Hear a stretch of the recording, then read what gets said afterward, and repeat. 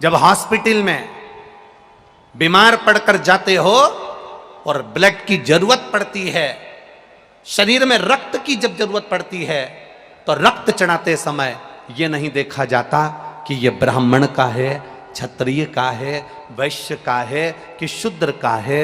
उस समय तो प्राण बचाने के लिए केवल ब्लड की, खून की जरूरत होती है। वो ब्राह्मण, क्षत्रिय और वैश्य नहीं देखा जाता, केवल रक्त देखा जाता है कि हमें रक्त चाहिए। जैसे हॉस्पिटल में केवल ब्लड देखा जाता है, खून देखा जाता है, खून की जरूरत पड़े तो ये नहीं देखा जाता कि ये ब्राह्मण का है कि क्षत्रिय का है कि वैश्य का है कि शूद्र का है। उस समय तो केवल रक्त देखा जाता है। उसी तरह परमात्मा के दरवाजे पर यह नहीं देखा जाता कि आप कौन वर्ण के हो, कौन जगह के हो, कौन हो। परमात्मा के द्वार पर तो केवल इतना देखा जाता है कि आपने इस शरीर के द्वारा किसी का भला करा कि ना करा, किसी प्यासे को पानी पिलाया ना पिलाया, किसी भूखे को भोजन कराया ना कराया, किसी अतिथि का आदर सम्मान सत्कार किया ना किया। बस केवल परमात्मा देखता है कि इतनी जिंदगी में तूने पुण्य क्या करा।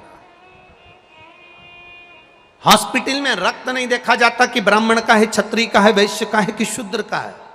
उस समय पर जान बचाने के लिए केवल रक्त की जरूरत है, तो रक्त लाया जाता है, खून लाया जाता है और उस खून को चढ़ाया जाता है। अब कोई व्यक्ति कह दे कि नहीं साहब, मरने वाले व्यक्ति से पूछा जाए साहब कि आपको कौन सा खून अच्छा लगेगा, बोला जाए आपको ब्राह्मण का रक्त चढ़ाया जाए कि वैश्य का चढ़ाया जाए कि क्षत्रिय का चढ़ाया जाए कि शूद्र का चढ़ाया जाए। जैसे होटल में डिमांड होती है कि नहीं होती है, अरे बोलो तो जम के, सर कौन सी सब्जी लाऊं, पालक पनीर, मटर पनीर, चना पनीर, शाही पनीर, कौन सी लाऊं। उसी तरह हॉस्पिटल में कोई नहीं पूछेगा कि आपको ब्राह्मण का रक्त लाया जाए, वैश्य का लाया जाए, क्षत्रिय का लाया जाए कि शूद्र का लाया जाए, क्योंकि रक्त रक्त होता है। उस समय पर तो देखा जाता है कि व्यक्ति के प्राण कैसे बच जाएं। उसी तरह मरते समय, प्राण छोड़ते समय, मृत्यु की सैया पर पड़े हुए, मृत्यु की सैया पर जाते समय जब प्राण छूट रहे होते हैं, मरने वाले व्यक्ति से यह नहीं कहा जाता कि तुम पुलाव खा लो कि रोटी खा लो कि मक्का की रोटी खा लो कि ज्वार की रोटी खा लो। मरने वाले व्यक्ति जब अंतिम सांसें चल रही होती है, प्राण छूट रहे होते हैं, तब उससे कहा जाता है मुख से राम कह लो, कृष्ण कह लो, शिव कह लो, भगवान का गुणगान कर लो, मंत्र जाप कर लो, क्योंकि ये जीवन मिला है, इसकी सार्थकता परमात्मा के नाम से है, इसकी सार्थकता भगवान के नाम से है और भगवत भजन से है। उसकी सार्थकता मूल शिव भक्ति से है, भगवान के भजन से है।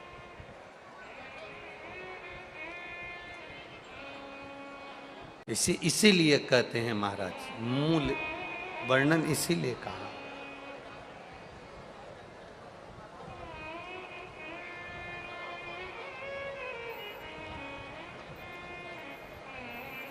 शिव शिव शिव शिव जप ले रे बंदे, जीवन है ये थोड़ा, दौड़ा जाए रे समय का घोड़ा, दौड़ा जाए रे समय का घोड़ा। ना तेरा ना मेरा बाबू, इस घोड़े पर प्रभु का काबू। समय का जो घोड़ा है उस पर परमात्मा का काबू है। अच्छे से अच्छा करोड़पति जिसके पास दुनिया का सारा वैभव हो, दुनिया की सारी दौलत हो, दुनिया का सारा धन हो, दुनिया की सारी सत्ता हो, वो कितने भी ऊंचे ओहदे पर बैठ जाए, कितनी भी प्रतिष्ठा आ जाए और कितना भी धन आ जाए, अच्छे से अच्छा करोड़पति व्यक्ति भी अपने गए हुए समय को वापस नहीं ला सकता, ये निश्चित है। करोड़ से करोड़पति, धनपति, अरबपति, सत्तापति, वैभवपति, जिसके पास में कोई कमी ना हो, वो गए हुए समय को वापिस नहीं ला सकता।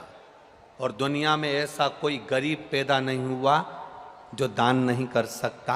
शिव महापुराण की कथा कहती है, कुछ भी दान करने का ना रहे तो अपने चेहरे की स्माइल दान में दे दीजिए, प्रसन्नता दान में दे दीजिए। उससे बढ़कर भी कोई सुख नहीं होता, उससे बढ़कर कोई आनंद नहीं होता।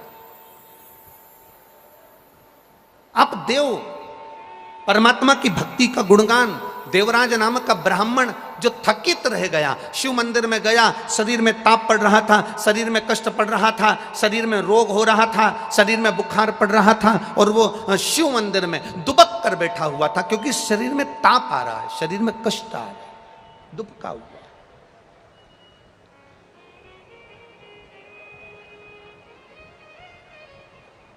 और देवराज नाम का ब्राह्मण अपने शरीर को बचाया हुआ है, जिसने कभी शिव नाम नहीं लिया, जिसने कभी शिव स्मरण नहीं करा, जिसने कभी शंकर का गुणगान नहीं करा, अनायास शिव मंदिर में पहुंच गया। आप में भी अगर कोई व्यक्ति अचानक केवल देखने के लिए भी अगर शिव महापुराण की कथा में आया है, कितने लोग आए, कथा कैसी हो रही है, क्या व्यवस्था हो रही है, आएंगे दुनिया के लोग यहां पहुंचेंगे। अगर कोई अनायास भी आया है, अनायास, यहां जितने प्रशासनिक अधिकारियों की ड्यूटी लगी है, प्रशासनिक अधिकारियों के ड्यूटी लगी है, आप भी आज अपने भाग्य की सराहना जरूर करना कि रोज जो ड्यूटी लगती थी वो ना जाने कहां कहां लगती थी, आज भगवान शंकर ने करुणा कर ली, जो हाथ पकड़कर यहां तुमको लगा दिया। ये शिव की कृपा, ये शंकर की उदारता। कभी विचार करना, तुम्हारी धर्म पत्नी ने जरूर सोमवार का व्रत करा होगा, जरूर तुम्हारी धर्म पत्नी ने शंकर के मंदिर में जाकर एक लोटा जल चढ़ाया होगा। जो तुम्हारी ड्यूटी आज शंकर के इस पंडाल में शिव भक्ति में लगी है, शंकर के गुणगान में लगी है, आज शिव की आराधना में लगे हो। रोज जो ड्यूटी करते थे वो दूसरी करते थे, आज जो ड्यूटी कर रहे हो वो महादेव की कर रहे हो। और मेरे भोले तेरी सबसे बढ़िया सबसे तेरे दरवाजे की चाकरी सबसे बढ़िया है सबसे जब से तेरा गुलाम हो गया तब से मेरा भी नाम हो गया। जब से तेरा गुलाम हो गया, सब बोलिए, तब से मेरा भी नाम हो गया। वरना औकात क्या थी मेरी, सबसे बढ़िया है सबसे करीब। भोले बाबा तेरी नौकरी सबसे बढ़िया है सबसे करीब। तेरे दरवाजे की चाकरी सबसे बढ़िया है सबसे करीब। उसके चौखट की नोक एक पत्र आया है, देखिए।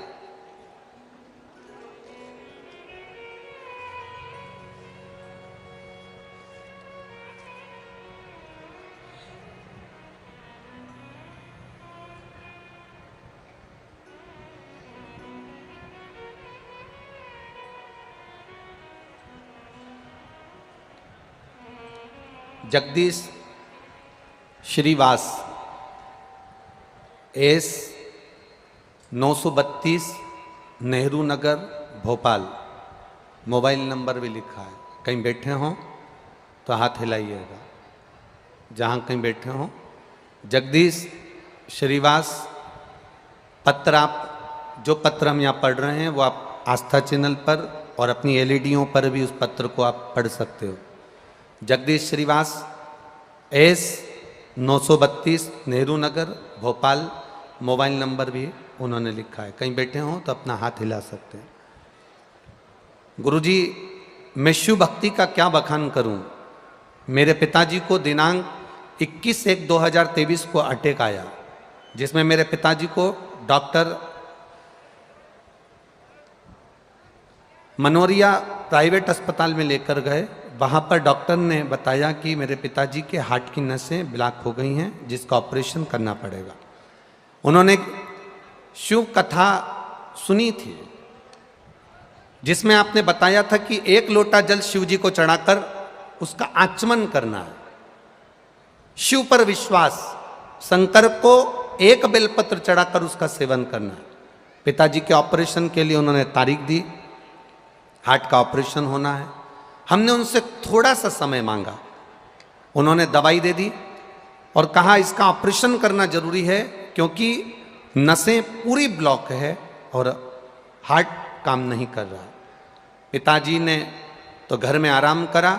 हम 1 लोटा जल शिव जी को चढ़ाते थे, बेलपत्ती खाने को देते थे। उन्होंने खाना प्रारंभ करा। 2 महीने के बाद जब हमारे पिताजी को फिर चेकअप करवाने के लिए डॉक्टर के पास लेकर गए, तो डॉक्टर जिन्होंने पहले चेकअप करा था वही कह दिया है कि अब इनके ब्लॉकेज धीरे धीरे हट गए हैं, अब इनको ऑपरेशन की जरूरत नहीं है। अब पीछे जांच की रिपोर्टें भी लगाई गई हैं, आप सारी जांच की रिपोर्टें भी पीछे देख सकते हैं।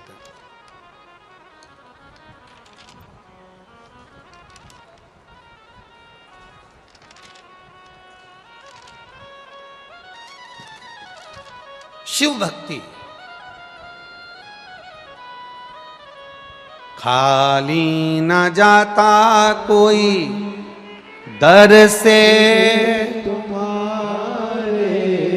जितनों को भी आती है लाइनें बोलना, वो चुप मत बैठना, बाबा को पुकारते हुए भाव से कहिए, खाली न जाता कोई दर से तुम्हारे, मैं भी खड़ी हूँ पाए पसारे, अपने हृदय से लगा लो, गिरा जा रहा हो, उठा लो। शिव कृपा, शंकर की उदारता।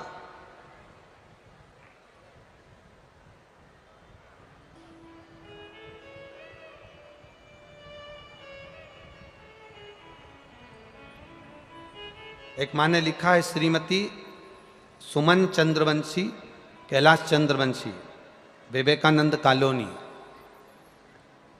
कहीं बैठी हो तो हाथ हिला सकती हैं। गुरुदेव, मेरी बेटी 10 वर्ष शादी को हो गए थे पर बच्चा नहीं था। केवल एक पशुपतिनाथ का व्रत एक बार करा, गर्भ नहीं ठहरा। दूसरी बार फिर व्रत करा और बाबा की कृपा, शिव पे चढ़ा हुआ जल का आचमन, सफेद आंकड़े की जड़ का कमर में बांधना, बाबा की कृपा से मेरी बेटी के घर में एक पुत्र रत्न की प्राप्ति हुई है, जिसका फोटो मैं लगा रही हूं। पुत्र रत्न की प्राप्ति हुई है, जिसका फोटो मैंने लगाया। शिव कृपा। भक्ति विश्वास के साथ में करिए, दृढ़ता के साथ, भरोसे के साथ। विचार करना, कथा के पंडाल में बैठकर अगर कथा सुन रहे हो, आस्था चैनल पर कथा सुन रहे हो, फेसबुक यूट्यूब पर कथा सुन रहे हो, थोड़ा शरीर में कष्ट हो सकता है, थोड़ी तकलीफ हो सकती है। धूप में आप आए हो, कई जगह पर धूप में खड़े भी हो, क्योंकि पंडालों में इतनी जगह तो है नहीं, तो आप लोग खड़े होकर भी कथा का रस तत्व ग्रहण कर रहे हो। कोई माताएं अपने साथ में चादर लाई हैं, कोई दरी लाई है, कोई छाता लेकर आई है, सब लगा कर चारों तरफ भक्त लोग खड़े हैं। उनसे निवेदन है, तुम्हारी ये 3 घंटे 4 घंटे 6 घंटे की आराधना खाली नहीं जाएगी, बाबा झोली भरेगा जरूर, ये निश्चित है, निश्चितता। ये खाली नहीं जाने वाले। तुम्हारा किया गया भजन, तुम्हारा किया गया कीर्तन, तुम्हारा किया गया मंत्र जाप खाली नहीं जाए। वो सहज नहीं है महाराज, उसकी भक्ति सहज नहीं, सरल नहीं।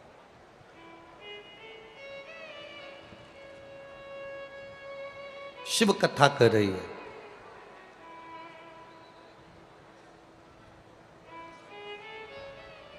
जिस महामृत्युंजय मंत्र को सिद्ध किया,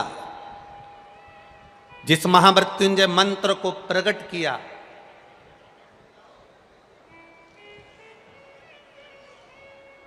वो महामृत्युंजय मंत्र साधारण नहीं। जब मार्कंडे ऋषि की मां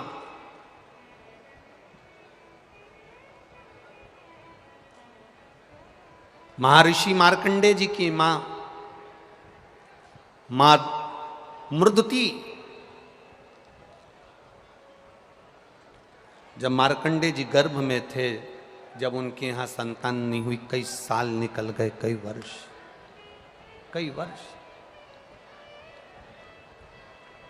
और जब कई वर्ष निकल गए, मृदुति के गर्भ से कोई संतान नहीं,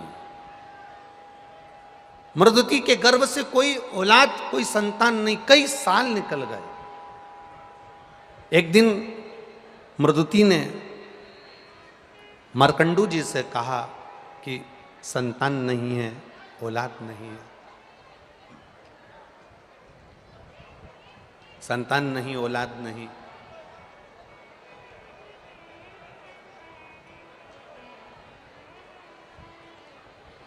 मैं क्या करूं कि मेरे गर्भ से संतान की प्राप्ति हो, मैं क्या करूं कि मेरे गर्भ से संतान की प्राप्ति हो। शिव जितने भी कार्यकर्ता पानी दे रहे हैं, पानी के पाउच या पानी की बोतलें बांट रहे हैं, मेरा निवेदन है आप सभी पंडाल में बैठे हुए भक्तों से, पहले भी कथा में कहा जब घर से चलो तो पानी की कितनी बोतल लेकर चलो, जम के बोलो जरा, 2।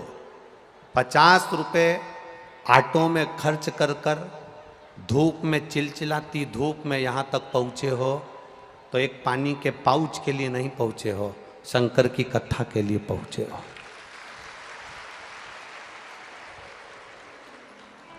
अगर कोई पानी का पाउच बांटने वाला भी आए तो उससे कह देना जब कथा पूरी हो जाए तब बांट देना, या कथा चालू हो तब बांट देना।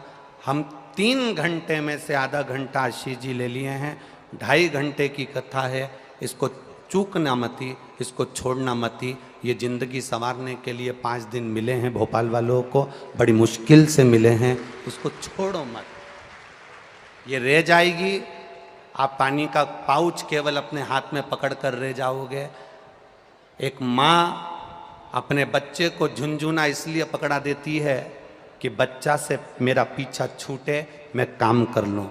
देवादिदेव महादेव भी यही करते हैं, आपको हाथ में पानी का पाउच इसलिए पकड़ाते हैं कि तुम बातचीत में लग जाओ और शिव की कथा छूट जाए और महादेव की कथा पूरी हो जाए।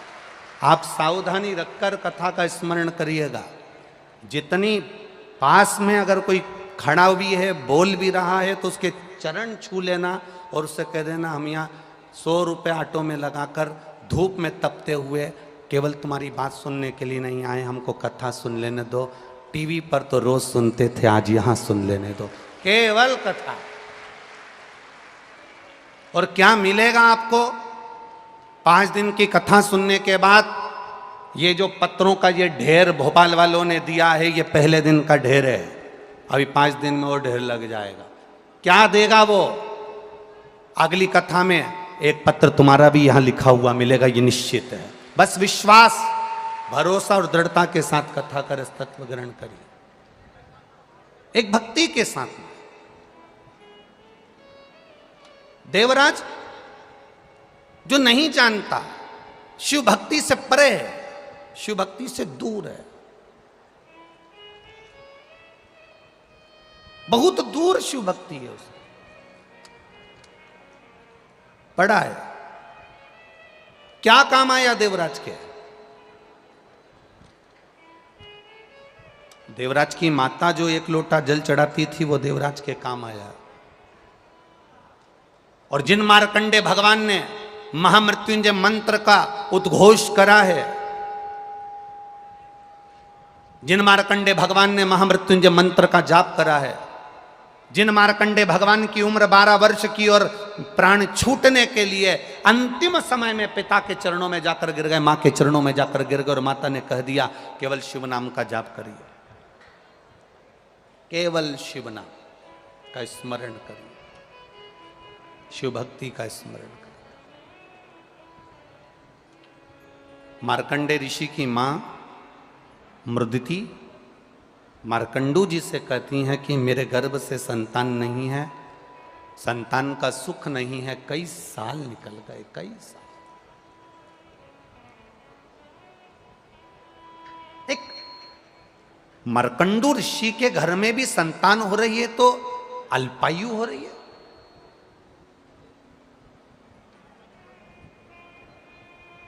कभी विचार करना,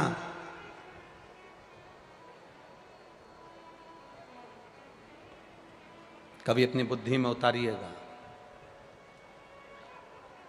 कि मार्कंडू ऋषि के घर में संतान, एक ऋषि, संत, साधु, सन्यासी, तपस्वी, साधक, उपासक, विद्वान, प्रखंड पंडित, एक विद्वान से विद्वान ब्राह्मण जो सब वेद का ज्ञाता है, और उसके घर में भी अगर संतान हो रही है तो अल्पायु हो रही है। उसका कारण क्या है? केवल एक गलती मार्कंडू ऋषि के पूर्व जन्म में हो गई। कौन थे ये मार्कंडू? मार्कंडे जी के पिता मार्कंडू जी से एक गलती हो गई। मार्कंडू ऋषि पूर्व जन्म में एक व्यापारी थे, और वो व्यापारी जो दुकान चलाते, किराना बेचते, बहुत सुंदर उनकी व्यवस्थाएं चलती, उनकी धर्मपत्नी उनके साथ में रहती, सारा व्यापार संभालती, पति भी सारा व्यापार संभालते। समय निकलता गया, इनके घर में व्यापार संभालने वाला कोई बच्चा नहीं था। तब इन्होंने विचार करा कि करा क्या जाए, क्या करा जाए। तब इन्होंने विचार करा तो उनकी धर्म पत्नी बोली एक काम करो, मेरा भाई फ्री है, मेरे भाई के पास में कोई काम नहीं है, आप मेरे भाई को अपनी दुकान पर लगा लो। पत्नी के कहने पर ये जो मार्कंडू ऋषि पूर्व समय में एक व्यापारी थे, उन्होंने अपनी पत्नी के भाई को, अपने साले को व्यापार में लगा लिया। अब साले को व्यापार में लगाया, धीरे धीरे साले ने देख लिया कि जीजाजी ने मुझे पूर्ण कार्य सौंप दिया है, सारा काम मुझे ऊपर सौंप दिया है। धीरे धीरे धीरे धीरे उस व्यापारी ने पूरा काम जब अपने साले पर छोड़ दिया, वो तीर्थ जाता, साला कमाई करता, अन्न आता, उसमें पत्थर मिला देता, जो कुछ भी बड़ा चढ़ा कर सकता था वो करा। जितने लोग पत्थर लेकर गए, जितने लोग भोजन की वस्तु लेकर गए, उसमें से जो भोजन बनाकर अपने बच्चों को खिलाया, उसमें से एक ब्राह्मण माँ के 2 पुत्र थे, वो दोनों की दोनों अधोगति में मर गए, अधोगति में मर गए। औषधि देने वाले को बुलाया, डॉक्टर को बुलाया, वैद्य को बुलाया। औषधि देने वाले ने जब औषधि दी, पता करा कि आखिर इसको हुआ क्या है, तो कहा कि इसने जो भोजन करा, इस भोजन में जरूर कोई गलत वस्तु मिली थी जिसके कारणवश तुम्हारे पुत्र मारे गए। मालूम पड़ा, जिस बनिए की दुकान से सामान लाते थे, उस बनिए से जाकर कहा, सेठ जी आपके यहाँ से सामान ले जाते थे, आपके यहाँ का अन्न पाया, मेरा बच्चा, 2 बच्चे मेरे मर गए। जानकर सेठ जी ने पता लगाया कि मेरे साले ने इसमें कुछ मिला दिया था। मिलाने के कारण, मिलावट होने के कारण कई लोगों के प्राण चले गए। ब्राह्मण की पत्नी ने श्राप दे दिया, सुनो बनिए, ए व्यापारी सुन, तेरी दुकान से सामान गया, उसका जवाबदार तू है। मुझे नहीं मालूम कि तेरे साले ने मिलाया कि किसने मिलाया, तेरे दुकान से सामान गया, उसका जवाबदार तू है। इसलिए एक ब्राह्मण की मां आज तुझे श्राप देती है कि तेरे अगले जन्म में तेरे घर में जो संतान होगी वो भी ऐसी ही अधोगति में मरेगी, आधी अवस्था में जाएगी। मात्र 12 वर्ष के मार्कंडे ऋषि थे जिस समय पर उनके प्राण जाना थे। केवल एक मृदुति, मार्कंडू की धर्म पत्नी, मार्कंडे जी की माँ शिव की भक्ति करती थी और शिव आराधना में इतनी डूबी रहती थी, इतनी डूबी रहती थी कि अपने पति से कहा मेरे यहाँ संतान नहीं है। पति ने कहा क्यों चिंता करनी, जो महादेव का भजन करता है, जो शिव भक्ति में डूबा रहता है, शंकर का गुणगान करता है, शंकर का स्मरण करता है, शंकर को एक लोटा जल चढ़ाता है, शंकर के मंदिर तक जाता है, एक बेलपत्र जो शिव को समर्पित करता है। मार्कंडू जी ने अपनी पत्नी से कहा वो जिंदगी में कभी खाली नहीं रहता, उसकी झोली जरूर भर आती है, ये निश्चित है। सारी समस्या का हल बोल बम का नारा है, एक सहारा उसका बनाकर चलो। मार्कंडू जी ने अपनी पत्नी को समझाया, मृदुति ने अपने मन से शिव की आराधना करना प्रारंभ करी। केवल मृदुति का काम क्या था, केवल मृदुति का काम क्या था? अभी तक शंकर के मंदिर में जाकर पूजन करती थी, अभी तक शिवालय में जाकर आराधना करती थी, अभी तक शिव मंदिर में जाकर अर्चना करती थी। अब मृदुति ने शिव के मंदिर में जाकर आराधना अर्चना नहीं करी है, मृदुति ने केवल एक काम करा है, शंकर के मंदिर में जाकर शंकर के मंदिर में सफाई करी है, शंकर के मंदिर में झाड़ू लगाई, शंकर के मंदिर में पोछा लगाया, शिव मंदिर शिवालय को केवल क्लीन करा है, साफ करा, केवल साफ।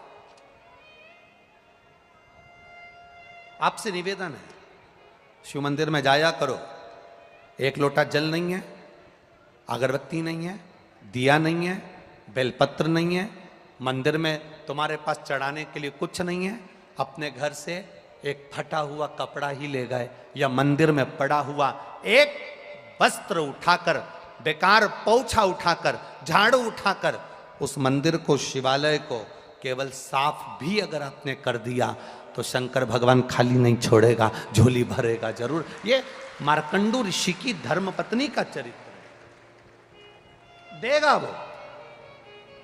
और मृदुति ने मंदिर में, शिवालय में जाकर शंकर जी के मंदिर को स्वच्छ रखना प्रारंभ करा।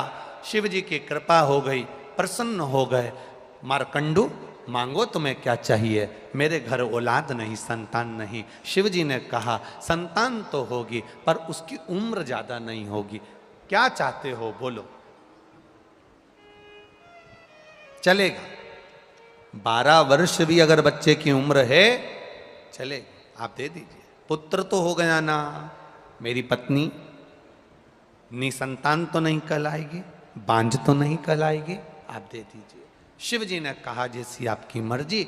मेरा वो घड़दानी, मेरा त्रिकालदर्शी, मेरा कैलाशी अविनाशी ने कह दिया तथा पुत्र हुआ।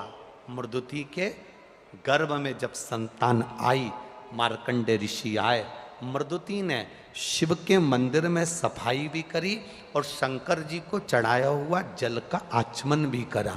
तो गर्भ से जो संतान जन्म ली वो बड़ी बड़ी आनंद करने वाली, शिव भक्ति में डूबने वाली।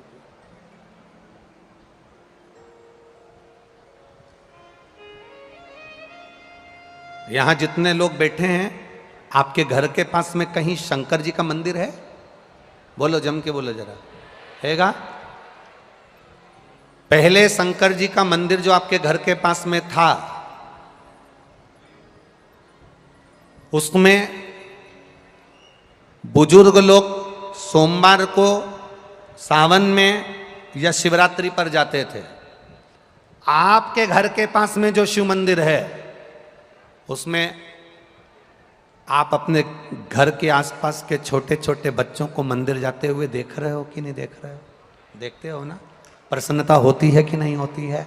कि इन, हम पहले कहते थे उनके धर्म में लोग मंदिर जाते हैं, उनके धर्म में लोग वहां जाते हैं, उनके धर्म के लोग वहां जुड़ जाते हैं। छोटे छोटे उनके धर्म के लोग मंदिर, उनके धर्म के लोग वहां जा रहे हैं।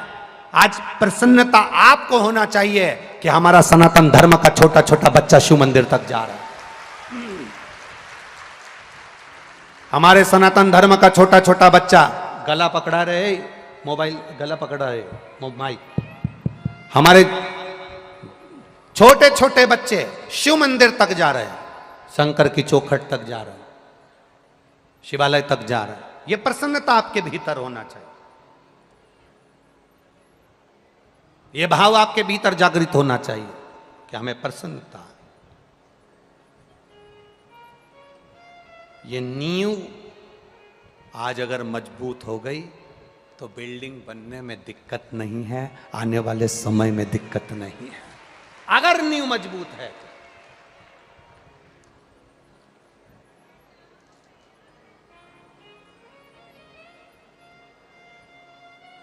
और हो ये तो शिव भक्ति का कोई भाव होगा जिसके कारणवश सीहोर यहाँ से 35-40 किलोमीटर दूर है, पर जरा विचार करिए, बाबा की कथा को, कुबेरेश्वर महादेव को भोपाल तक आने में इतने साल लग गए। आपकी प्रतीक्षा, आपकी परीक्षा, ये सब कुछ चलता है।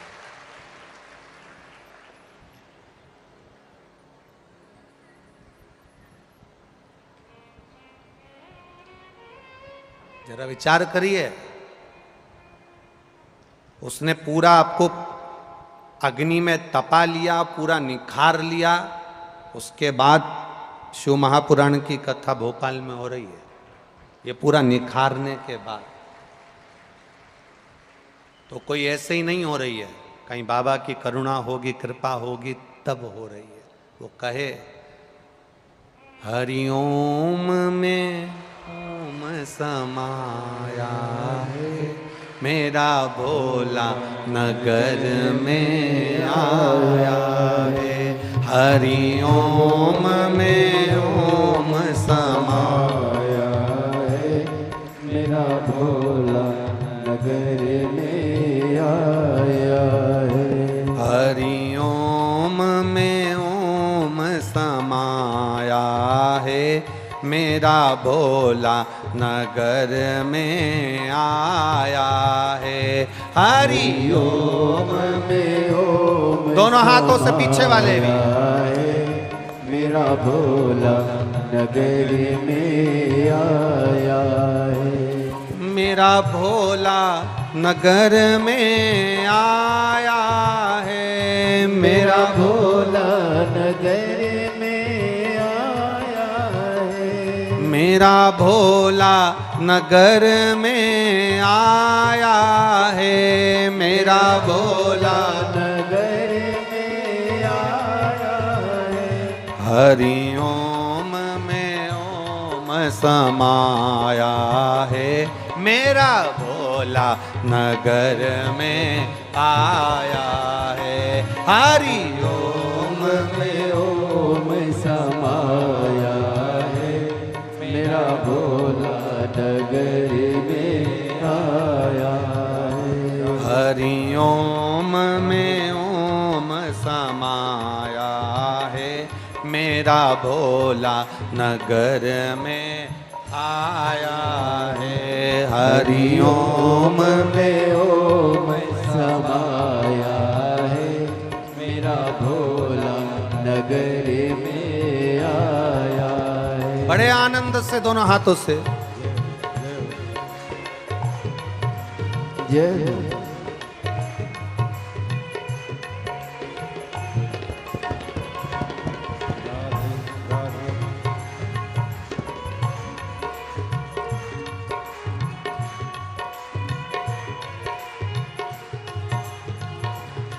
वाद्य यंत्रों की आवाज नहीं जा रही लड़कों के पास में।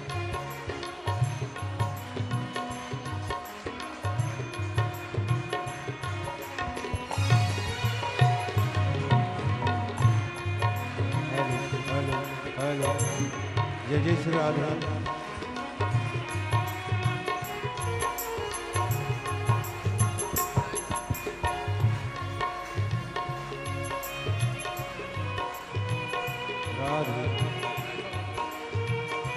राधे राधे जय जय श्री राधे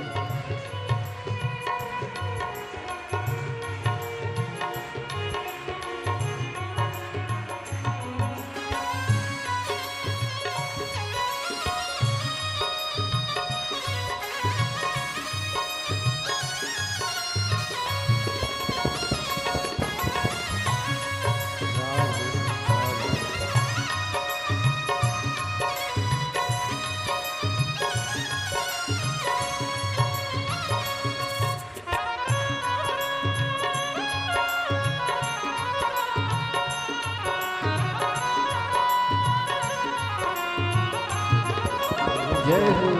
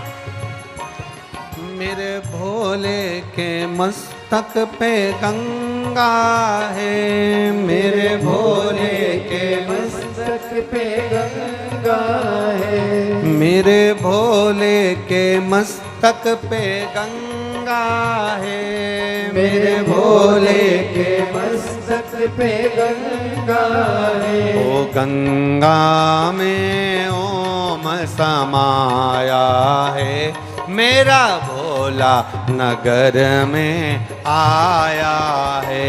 गंगा में ओम समाया है, मेरा भोला नगर में आया है। मेरा भोला नगर में आया है, मेरा भोला नगर में आया है, मेरा भोला नगर में आया है, मेरा भोला नगर में आया है।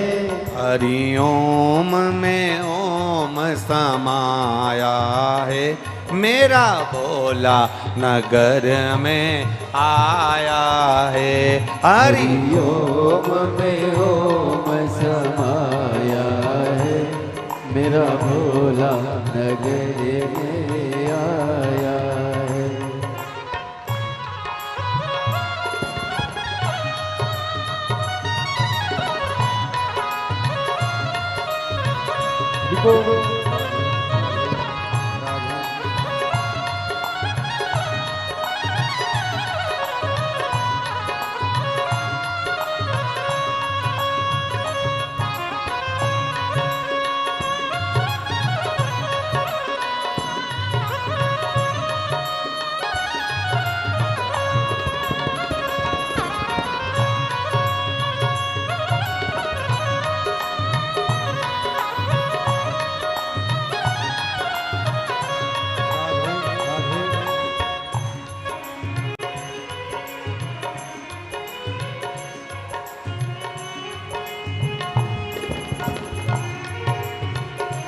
जय हो। राधे राधे राधे जगदीश्वर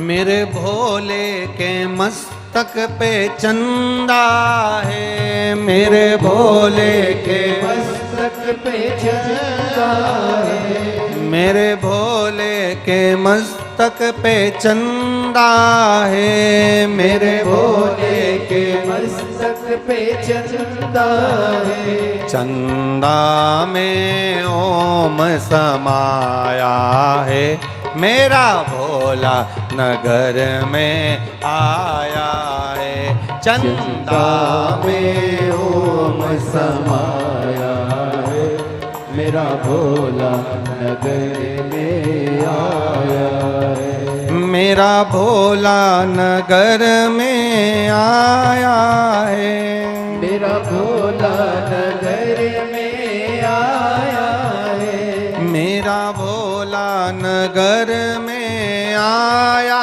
है, मेरा भोला नगर में आया है। हरि ओम में ओम समाया है, मेरा भोला नगर में आया है। हरि ओम में ओम समाया है, मेरा भोला नगर में आया है। बड़े भाव से उधर के सारे पंडाल वाले प्रेम के साथ दोनों हाथों के साथ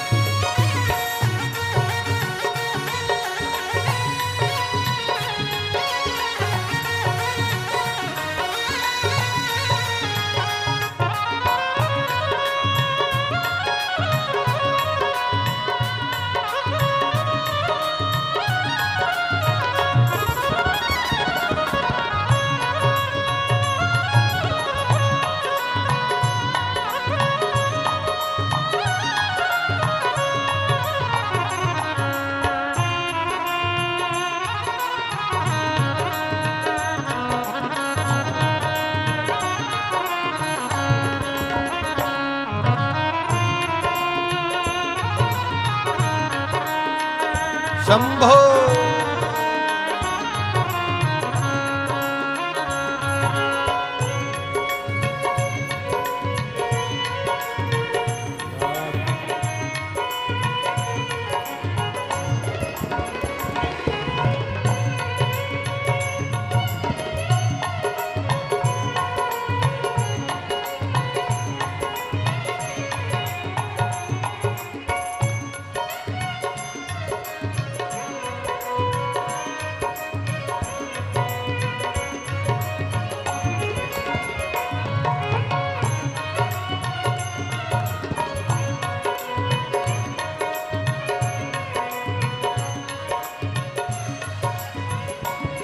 मेरे भोले के हाथों में डमरू है, मेरे भोले के हाथों में डमरू है, मेरे भोले के हाथों में डमरू है, मेरे भोले के हाथों में डमरू है, डमरू में ओम समाया है, मेरा भोला नगर में आया है, डमरू में ओम समाया है, मेरा भोला नजर में आया है, हरि ओम में ओम समाया है, मेरा भोला नगर में आया है, हरि ओम में ओम समाया है,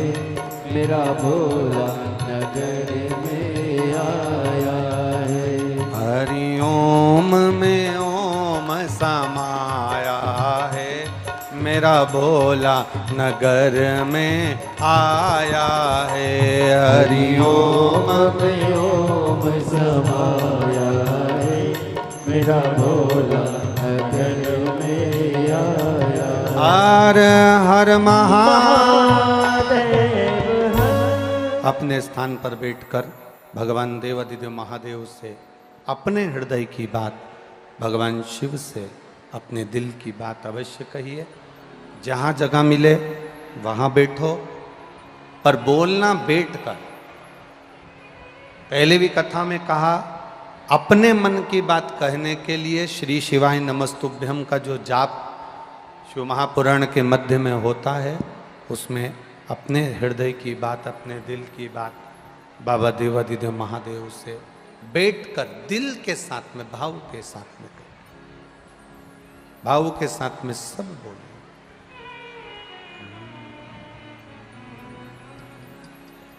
श्री शिवाय नमस्तुभ्यं, श्री शिवाय नमस्तुभ्यं, श्री शिवाय नमस्तुभ्यं, श्री शिवाय नमस्तुभ्यं, श्री शिवाय नमस्तुभ्यं। भोला सब दुख काटो ओ भोला सब दुख काटो शिव शंकर जपूं तेरी माला, भोले बाबा जपूं तेरी माला, भोला सब दुख काटो ओ भोला सब दुख काटो वेश मंगल मंगलकारी,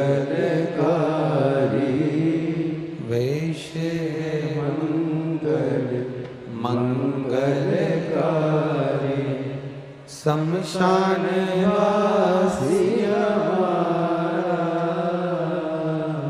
शमशान वासी हमारा, भोला सब दुख काटो हमारा, ओ भोला सब दुख काटो हमारा। शिव कथा कर रही है, भगवान शंकर का संवाद कर रहा है, शिव महापुराण की कथा वर्णन कर रही है।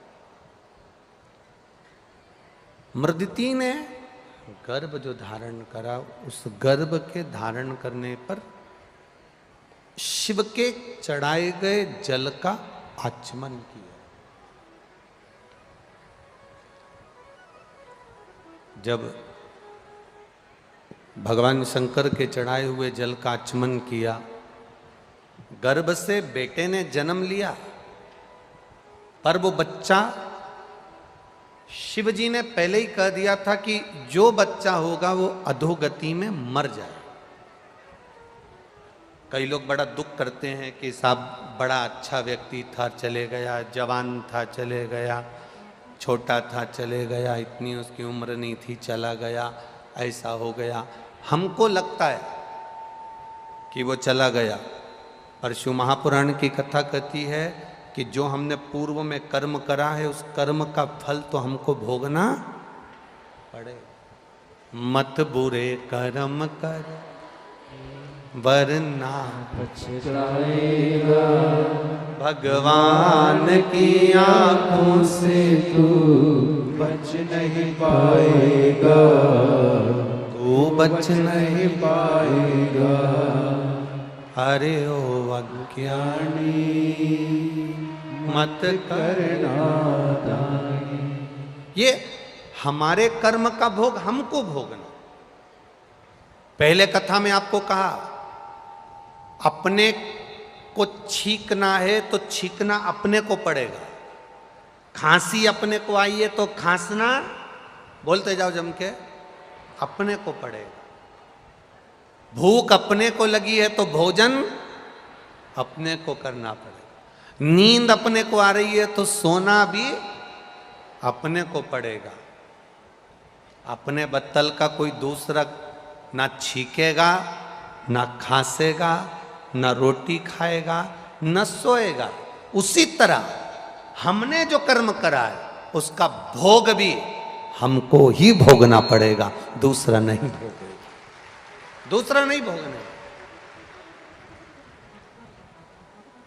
अपने कर्म का भोग अपने को भोगना। मार्कंडे बाबा जैसे जैसे उम्र बढ़ती गई, वो उम्र बढ़ते बढ़ते बढ़ते बढ़ते मार्कंडे बाबा की उम्र जब 12 वर्ष की आ गई, तब जरा इस शब्द पर स्मरण करिएगा, आपका ध्यान रखिएगा। 12 वर्ष की आयु हो गई, मरने का समय आ गया, प्राण छूटने का समय आ गया। माता पिता ने जानकर अपने बच्चे को बता दिया कि तू 12 वर्ष की तेरी आयु है, अब तेरे प्राण जाएंगे। तो मार्कंडे जी ने पूछा मुझे करना क्या है वो बताओ। तो कहा हमने तुझे पाया था शंकर जी की भक्ति कर कर, तेरी उम्र बढ़ सकती है तो शंकर जी की भक्ति कर कर, तू शिव की भक्ति में लग जा। और मार्कंडे बाबा ने जो महामृत्युंजय मंत्र का स्मरण करना प्रारंभ किया, पूछा, स्मरण किया, पूछा आखिर इस महामृत्युंजय मंत्र में है क्या? तो कहा 33 कोटि देवी देवता होते हैं,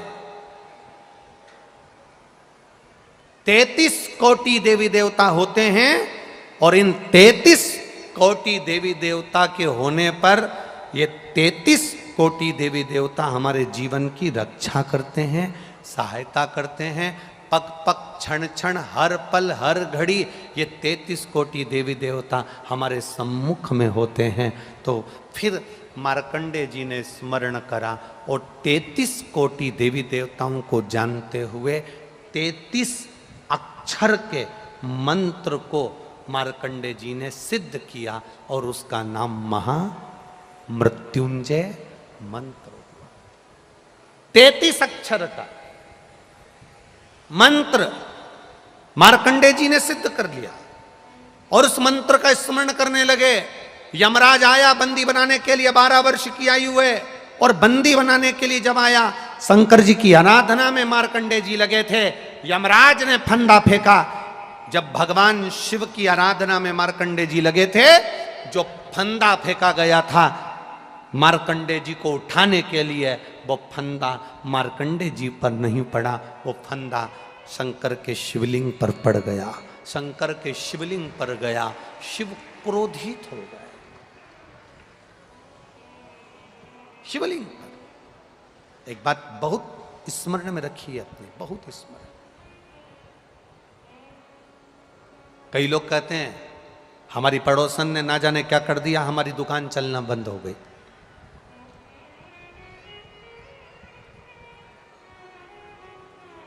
कई लोग कहते हैं हमारे रिश्तेदार ने हमारी बहू की गोद बांध दी, उसका गर्भ ही नहीं ठहर रहा, उसकी झोली बांध दी, उसकी कोक बांध दी।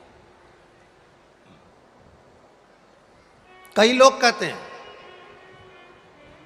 किसी ने कुछ कर दिया ना इसलिए ऐसा हो गया। कई लोग कहते हैं उसने ऐसा कर दिया ना इसलिए ऐसा हो गया। आप लोगों का क्या कहना है?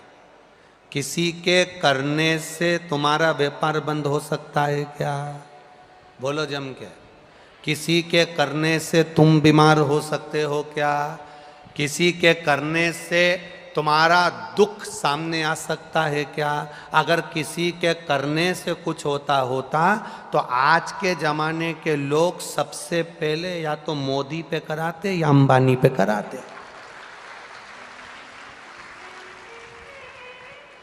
तुम्हारे करने से अगर कुछ होता, लोग कह देते हैं उसने ऐसा कर दिया ऐसा हो गया, उसने ऐसा कर दिया ऐसा हो गया, उसके करने से हमारी बहू की गोदी बन गई, उसके करने से मेरा व्यापार बंद हो गया, उसके करने से ऐसा हो गया। ना ना ना, शिव महापुराण की कथा कहती है दुनिया का सबसे बड़ा तंत्र विद्या जानने वाला मेरा महादेव, दुनिया की सबसे बड़ी ज्योतिषी करने वाला मेरा महादेव, दुनिया की सारी सिद्धि विद्या करने वाला मेरा महादेव, दुनिया का सबसे बड़ा तंत्र जानने वाला महादेव, दुनिया का सबसे बड़ा अवधूतेश्वर मेरा महादेव, दुनिया का सबसे बड़ा घोरी मेरा महादेव, दुनिया का सारा विष पीने वाला देव अधिदेव महादेव, और दुनिया को सब कुछ देने वाला मेरा देव अधिदेव महादेव।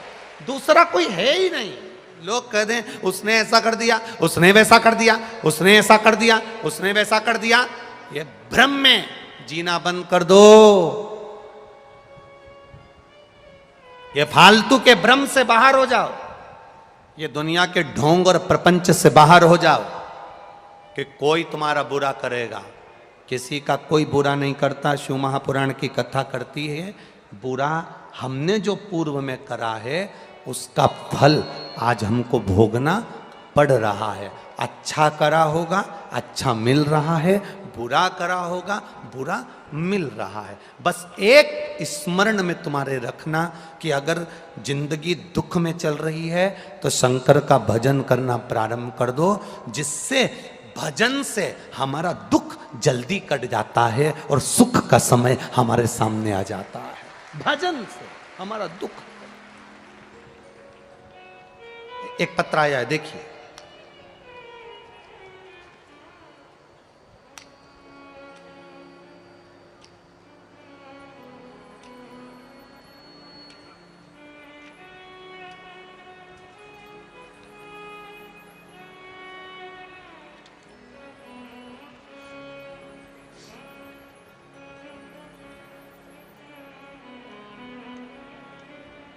मेरा नाम संगीता भगवानिया है। मेरे पति का नाम विनोद कुमार भगवानिया है। कहीं बैठे हैं? कहीं बैठे हो तो हाथ हिलाइएगा। संगीता भगवानिया और पति का नाम विनोद कुमार भगवानिया। कहीं बैठे हो? एक तो पंडाल भी इतने सारे हैं, कहीं बैठे भी हो तो ना दिख रहे होंगे। बैठे हैं? खड़े हो जाओ। आप ही हैं? हाथ हिलाओ जरा। इनके पापा आप ही के पापा हैं?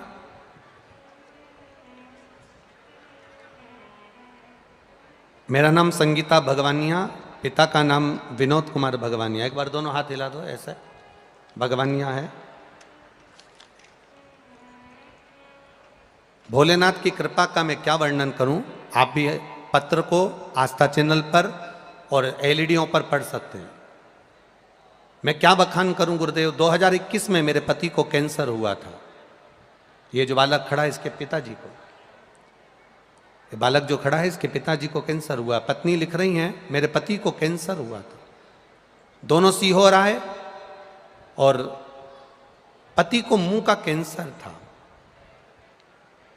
मुंह का कैंसर होने पर डॉक्टर ने ऑपरेशन का कहा और ऑपरेशन का कहा, उनको मुंबई ले गए।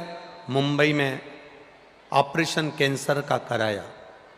डॉक्टर का कहना था ये कैंसर बार बार आता है, आप ये ना समझे कि एक बार में ऑपरेशन किया और ठीक हो गया। वापिस फिर तकलीफ बढ़ी, तब सीहोर पहुंचे। सीहोर से एक रुद्राक्ष लाए। उस रुद्राक्ष का जल शिव जी को चढ़ाते, पीते, बिलपत्ती खिलाते, शंकर पर चढ़ा हुआ जल का आचमन कराते। बाबा की कृपा का हम क्या वर्णन करें गुरुदेव। दूसरी बार जब पति की जांच कराने के लिए वापिस मुंबई लेकर गए तो डॉक्टर ने बोला कि आप इन्हें वापिस ले जाओ। कौन ने कहा कि इनको कैंसर है, पूरा कैंसर समाप्त हो चुका है। ये शिव भक्त। अब ठीक है बाबू, बैठिए। हर हर महादेव। शिव की उपासना, शिव की करुणा, शिव भक्ति बड़ी मुश्किल से मिलती है, बड़ी मुश्किल। अगर मिल रही है भगवान की अविरल भक्ति, मिल रहा है भगवान का भजन, मिल रहा है भगवान का नाम जाप, तो यह कहीं शिव की कृपा ही समझ, शंकर की उदारता ही समझ, उसकी करुणा ही समझ। महाराज फंदा जो मार्कंडे जी को बांधने के लिए फेंका था यमराज ने, वो फंदा शंकर के शिवलिंग पर पड़ गया। वो फंदा भगवान शंकर के शिवलिंग पर पड़ा, शिव जी को क्रोध आया। आप जब शंकर जी को एक लोटा जल चढ़ा रहे हो, शंकर जी का गुणगान कर रहे हो, शिव मंदिर जा रहे हो, शिवालय जा रहे हो, शंकर भगवान पर एक बेलपत्र चढ़ा रहे हो, शंकर भगवान के मंदिर में सेवा कर रहे हो, झाड़ू लगा रहे हो, पोछा लगा रहे हो, सेवा में लीन हो, तो समझ लेना कि यह कोई साधारण सी भक्ति नहीं। शंकर को जब हम एक लोटा जल समर्पित करते हैं, शिव हमारे हाथ को पकड़ लेता है, फिर वो हमें डूबने नहीं देता है, संसार सागर में तकलीफ नहीं भोगने देता, कष्ट नहीं भोगने देता। मार्कंडे जी ने अपने पिताजी से पूछा था कि रक्षा करने वाले कौन, तो कहा 33 कोटि देवी देवता। जब 33 कोटि देवी देवता का नाम सुना तो 33 अक्षर के महामृत्युंजय मंत्र को सिद्ध कर लिया। 33 अक्षर के महामृत्युंजय मंत्र को सिद्ध किया।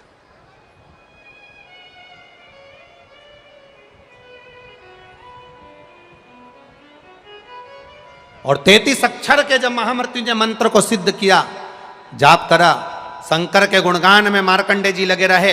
इनको नहीं मालूम कि यमराज बंदी बनाने आ गया और यमराज ने फंदा डाल दिया, इनको नहीं मालूम। आप शंकर की आराधना में लगे रहते हो, शिव भक्ति में लगे रहते हो, शंकर की उपासना में लगे रहते हो, शंकर भगवान की सेवा में, पूजन में, अर्चना में, शिवालय जाना आपने प्रारंभ कर दिया, शंकर को एक लोटा जल चढ़ाना प्रारंभ कर दिया। जिसने शिव मंदिर में एक लोटा जल चढ़ाना प्रारंभ कर दिया, जो शंकर के मंदिर जाना चालू कर दिया, अगर दुख आ भी गया ना, कब वापिस चले जाएगा मालूम नहीं पड़ेगा। और भगवान की भक्ति हमारे दुख को काट दे। कोई कहे तुमसे कि इसने हमारा बुरा कर दिया, उसने बुरा कर दिया, ना ना भाई, ना ना, इस ढोंग और प्रपंच में मत पड़ना कि कोई तुम्हारा बुरा करता है। एक बात अपनी जिंदगी में याद रखना,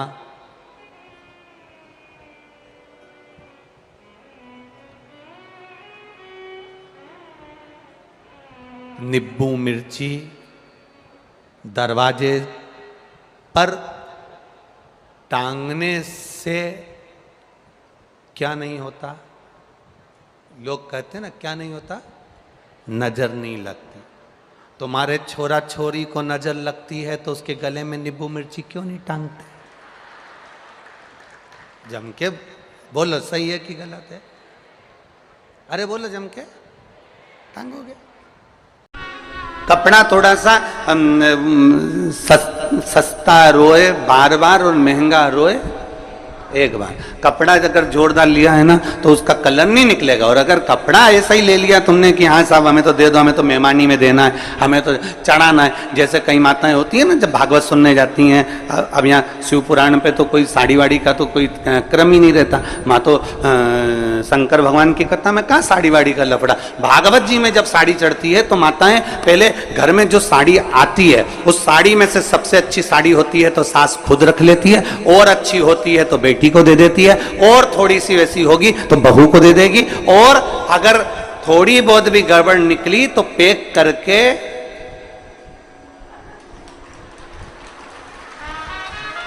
और भागवत जी में चढ़ा दे।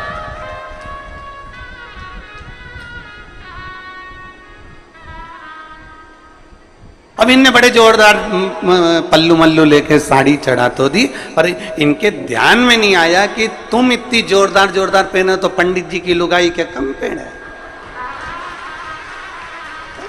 अब तुम सोचो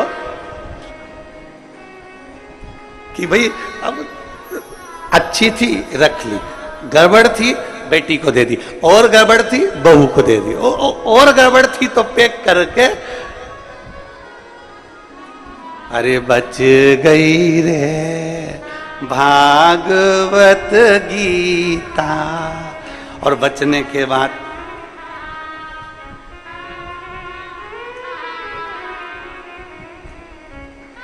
दान का महत्व मालूम है आप लोगों को? दान का महत्व मालूम होना चाहिए। दान का महत्व किसको कहते हैं? जैसा तुम खाओ वैसा खिलाना जानो, जैसा तुम पहनो वैसा पहनाना जानो, जैसा स्वयं के लिए हो वैसा दूसरे को दिया जाए।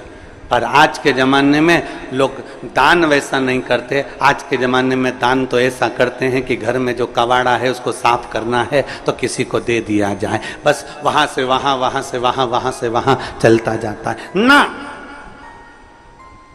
इसलिए मेरे शंकर भगवान को वस्त्र तुम्हारा, आभूषण तुम्हारा, तुम्हारी ज्वेलरी, तुम्हारा धन, तुम्हारी दौलत, तुम्हारी संपदा, तुम्हारी सत्ता, तुम्हारा वैभव मेरे शंकर भगवान को नहीं चाहिए। शंकर भगवान को तो रोज एक लोटा जल चाहिए, क्योंकि जल कभी पुराना नहीं होता। जल जब यूज करोगे तब वो ताजा की ताजा है। जल का प्रयोग जब करोगे वो जल जल ही रहेगा। अग्नि, जल, हवा, पृथ्वी, आकाश कभी बासा नहीं होता, कभी बासा नहीं कहलाता। जल भी बासा नहीं कहलाता, जल जल ही रहता है। गंगा जल को तुम 2 साल, 5 साल, 10 साल, 20 साल, 25 साल पुराना गंगा जल भी तुम्हारे घर में रखा है तो वो बासा नहीं कहलाएगा। तुम्हारे ट्यूबवेल को खुदवाए हुए, तुम्हारे यहाँ कुआं खुदवाए हुए, तुम्हारे यहाँ बावड़ी लगाए हुए, तुमने जो कुंड खुदवाया, कुंडी खुदवाई, तालाब बनवाया, बावड़ी बनवाई, उस कुएं में जो पानी आता है वो कुआं खुदवाए तुम्हारे सालों हो गए, बरसों निकल गए, पर वो कुएं का जल हमेशा ताजा की ताजा ही कहलाता है। कभी भी पृथ्वी बासी नहीं कहलाती, हवा बासी नहीं कहलाती, जलवासी नहीं कहलाता, अग्निवासी नहीं कहलाता, आकाशवासी नहीं कहलाता। ये सब ताजे की ताजे हैं। इसका प्रयोग जब करोगे, तुम्हारे शरीर में ऑक्सीजन की कमी हो रही है, तुमने तुरंत वायु का प्रयोग करा, ताजा की ताजा है। शिव जी को तुमने जल चढ़ाया, जैसा भी तुम्हारे घर में जल था, जिस भाव में तुम्हारे यहाँ रखा हुआ था, जैसा रखा हुआ था वैसा एक लोटा लेकर शिव जी के पास पहुंच गए। शंकर भगवान ने ये नहीं कहा कि जल बासी है कि ताजा है। दुनिया के लोगों को तुम्हारा लोटा काला दिख रहा है क्योंकि तांबे का लोटा काला जल्दी हो जाता है।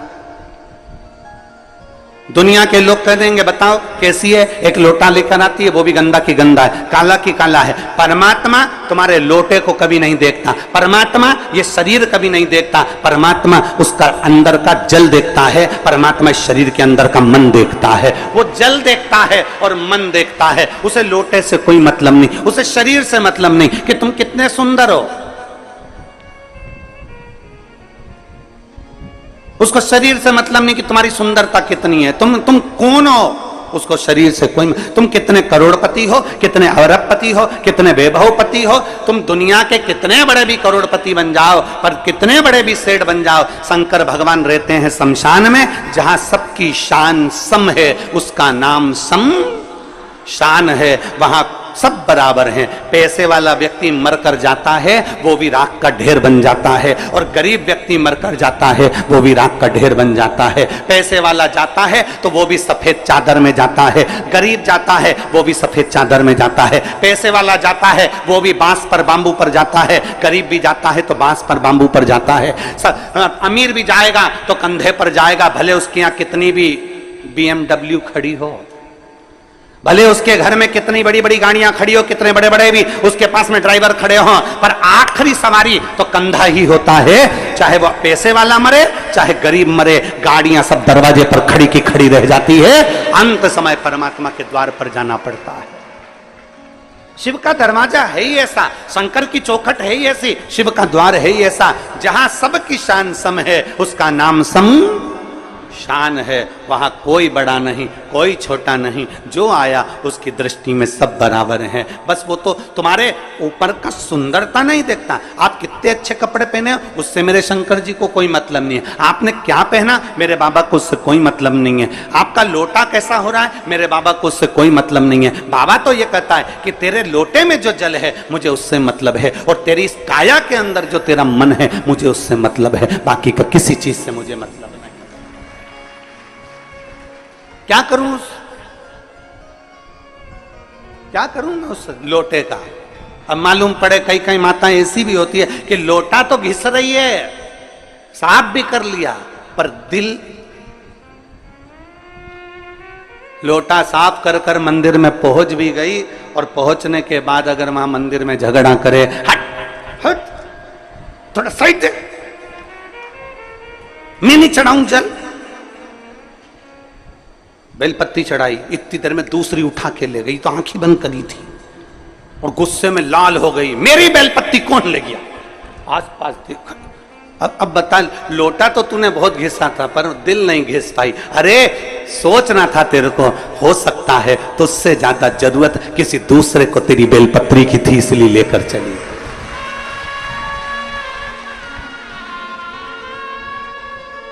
लोटा घिसने से क्या होगा, दिल भी तो घिसो, मन तो साफ करो, क्लीन करो, थोड़ा मन निर्मल करिए।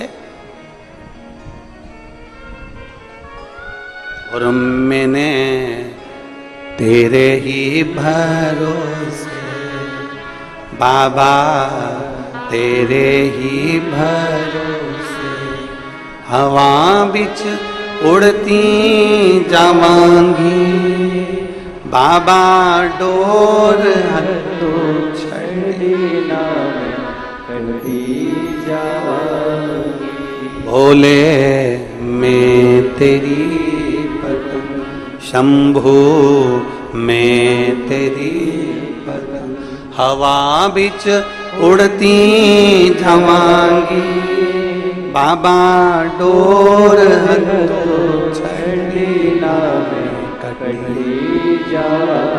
अपना मन तो क्लीन करो, मन साफ करो, जरूर है।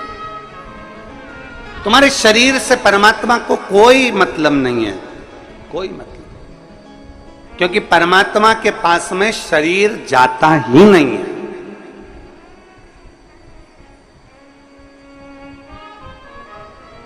तुम्हारे कोई रिश्तेदार मरे हो और उनका शरीर ऊपर गया हो तो बता देना। जिसने खूब बादाम खाई हो, हर हफ्ते ब्यूटी पार्लर गई हो, उसका शरीर भी ऊपर नहीं गया। गया? अरे बोलो तो जम के,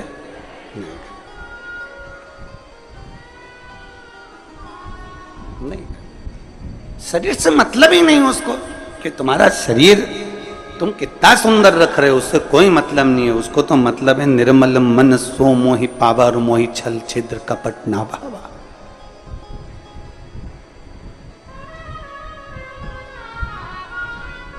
तीन चीजें हैं।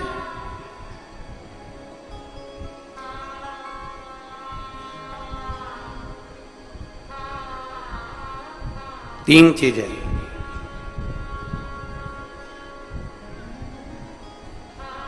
बचपन जो निकलता है वो लड़कापन में निकल जाता है। बचपन लाड़पन में निकल जाता है, जवानी अकड़न में निकल जाती है और बुढ़ापा तड़फन में निकल जाता है। बचपन गया, लड़कपन में निकल गया, छोटा है, अकल नहीं है, बुद्धि नहीं है, चित्त नहीं है, ये नहीं है, वो नहीं है, लड़कपन में निकल गया।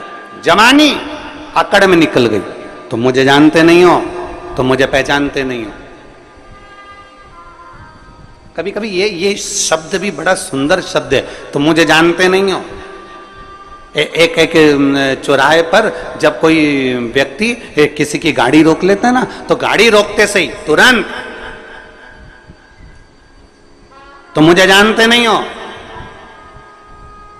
तो उसने पूछा तुम कौन हो, फिर तुरंत उसने नाम बताया और उसकी गाड़ी छूट गई। बोला छूटी कि नहीं छूटी? अरे जम के तो बोलो, छूट जाती है ना। नाम बताया उसने और उसकी गाड़ी छूटी।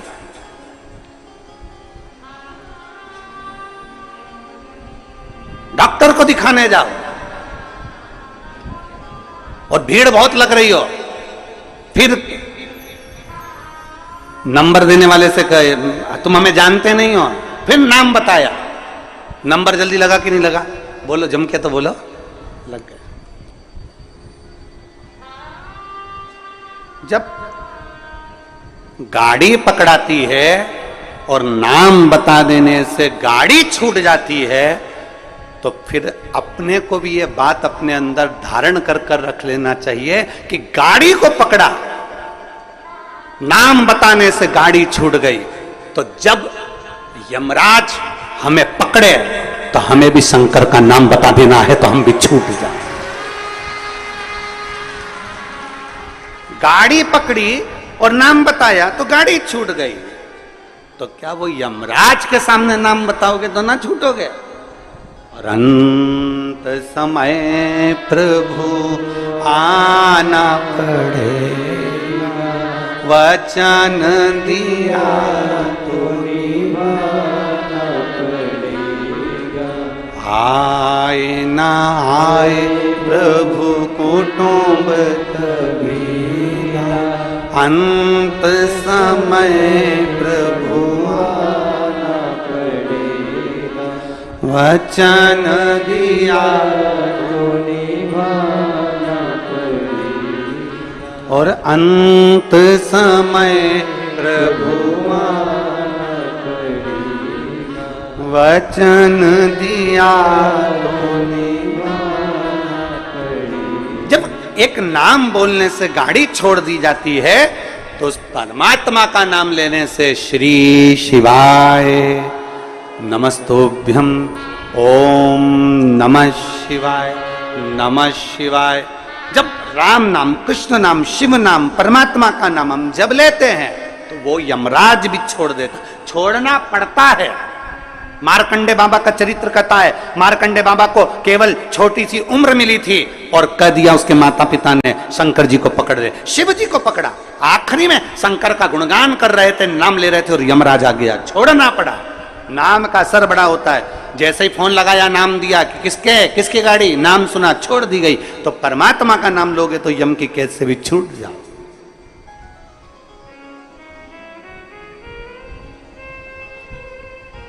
बस नाम की मूलता को पहचान। इसलिए तो तुलसीदास बाबा ने अपने सुंदर वचनों में लिखा, तुलसीदास जी ने अपने वचनों में कहा, कलयुग केवल, जम के बोलो जरा, कलयुग केवल नाम धारा। नाम, उन्होंने कलयुग में यह नहीं कहा कि राम धारा की, कृष्ण धारा की, शिव धारा की, यह धारा। उन्होंने कहा कलयुग केवल नाम धारा। तुम्हारी मर्जी पड़े तो राम बोलो, तुम्हारी मर्जी पड़े कृष्ण बोलो, तुम्हारी मर्जी पड़े शिव बोलो, तुम्हारी मर्जी पड़े दत्त बोलो, तुम्हारी मर्जी पड़े देवी बोलो, तुम्हारी मर्जी पड़े कुल देवता का नाम लो, तुम्हारा जो मन पड़े वो नाम लो। पर कलयुग में नाम जरूर लो, क्योंकि कलयुग का सार तत्व केवल नाम से है, परमात्मा के भजन से। ले आओ जरूर नाम। अब आप और हम नाम का लेते हैं, कहा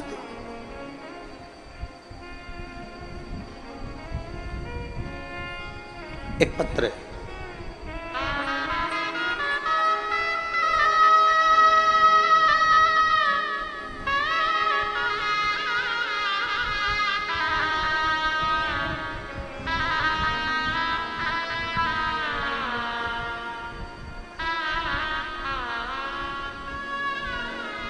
मेरा नाम विमलेश पांडे, मैं कस्बा बेबर की रहने वाली हूँ, जिला मैनपुरी उत्तर प्रदेश की हूँ।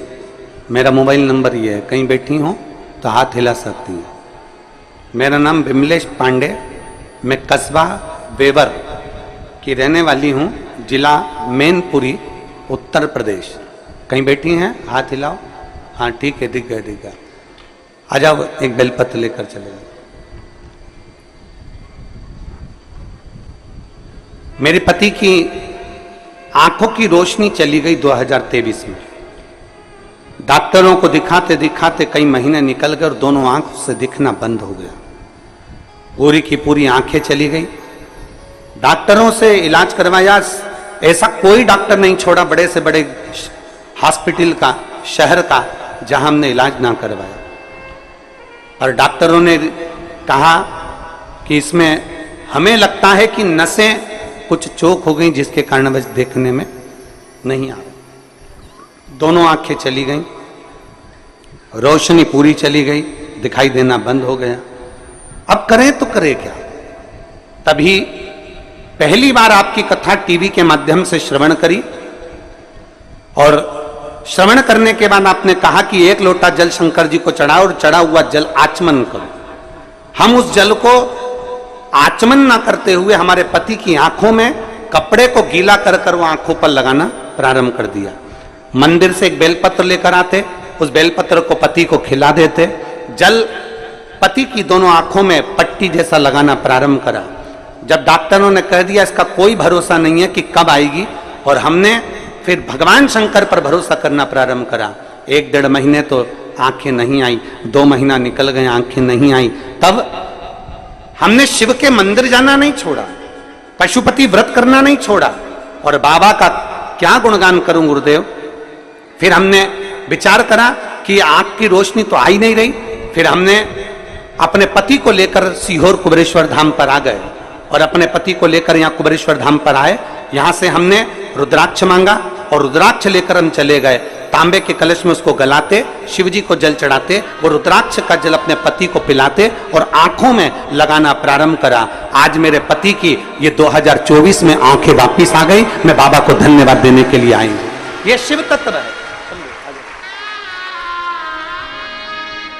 एक शिव और शिव की उदारता।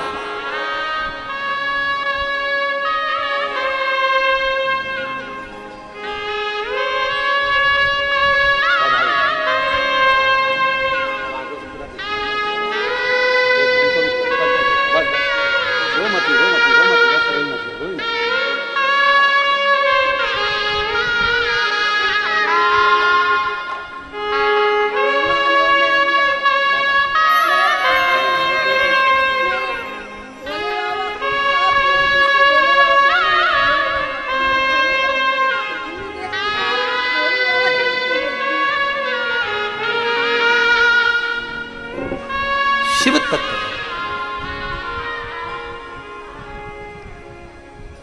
डॉक्टरों ने मना कर दिया था कि आंखें वापस नहीं आएगी। मैं अपने पति को लेकर, उन्हें दिखता नहीं था, धाम पर आ गई, रुद्राक्ष लिया, लेकर चली गई। बाबा की कंकर शंकर पूजन कर कर गई, और बाबा ने मेरे पति की आंखों को वापस दे दिया। ये शिव तत्व, योग घड़ी, एक विश्वास हमारे भीतर शिव के प्रति, शंकर के प्रति। आप सीहोर वाले महाराज जी से मिलने के लिए नहीं आए हो, ना सीहोर वाले महाराज से आपका कोई रिश्ता है, ना संबंध। एक संबंध सीहोर वाले महाराज से जरूर है कि आप मेरी बहन हो, मैं आपका भाई हूं, और पुरुष जितने हैं वो मेरे जीजा हैं, और मेरी बेटियां, मेरे बेटा, मेरी माताएं, सब मेरे रिश्ते। पर खास रिश्ता तो आपका मेरे कुबेर भंडारी से है। वो रिश्ता कभी जिंदगी में समाप्त होने वाला नहीं। एक संबंध तुम्हारा शिव से जुड़े।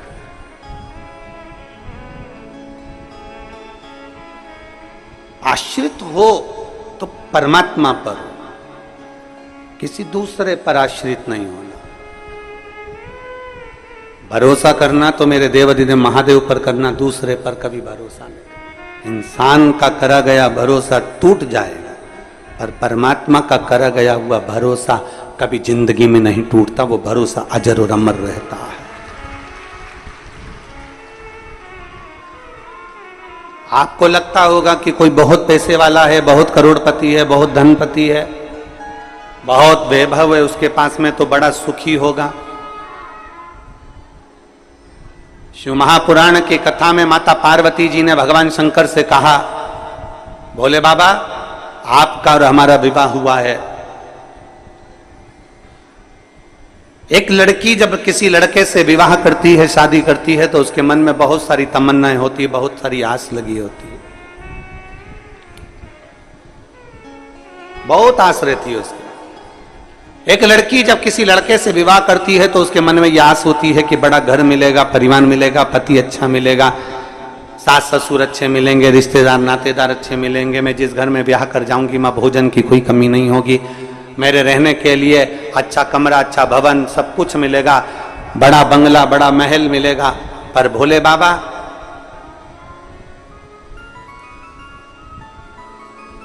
आपकी अर्धांगिनी माता पार्वती जी करें, आपकी अर्धांगिनी विवाह कर कर आई, नंदी पर चढ़कर अपने पिता का सारा ठाट छोड़कर, हिमालय राज का पूरा वैभव छोड़कर, हिमालय राज का पूरा ठाट छोड़कर, हिमालय राज के घर की पूरी पूंजी छोड़कर, हिमालय राज के घर का पूरा वैभव छोड़कर, ये बेटी हिमालय राज की आपके साथ में विवाह कर कर यहां आई। पर आपके यहां तो कोई ठाट है ही नहीं, आपके यहां तो कोई सुविधा है ही नहीं, आपके यहां तो यही शमशान पड़ा हुआ है, खुली जमीन पड़ी हुई है, बस जहां कैलाश पड़ा हुआ है, पूरे कैलाश में जहां चाहो वहां रह लो, किसी कंदरा में प्रवेश कर जाओ, किसी गुफा में जाकर भोजन कर लो, कंदमूल फल मिल जाए तो पा लीजिए और आराम से अपना आनंद पाइए। पूछा मेरे भोलेनाथ ने, पार्वती क्या चाहती हो, तुम चाहती क्या? पार्वती जी ने कहा, प्रभु कोई सुविधा तो होना चाहिए ना।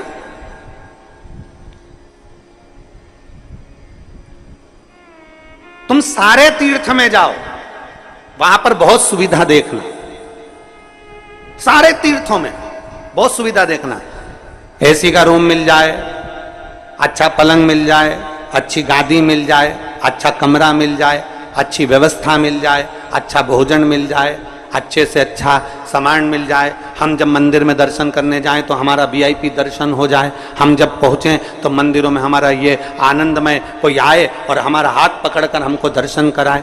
सब मंदिरों में तुम्हारे लिए वीआईपी व्यवस्था हो सकती है, सारे तीर्थों में तुम्हारे लिए वीआईपी व्यवस्था हो सकती है, सारी सुविधा तुम्हें वहां मिल सकती है। पर कुबेरेश्वर धाम जब भी आना तो ये मत सोच कर आना कि यहाँ सारी सुविधा मिलेगी, क्योंकि जहां सुविधा होती है वहीं दुविधा होती है, यहाँ सुविधा है जैसी वैसे प्राप्त हो जाती है। अधिक सुविधा में दुविधा होती है। यहां तो भोजन भी आपको बनाना है और खाना भी, अरे बोलो तो जम के, आपको ही है। कद्दू भी आपको ही काटना है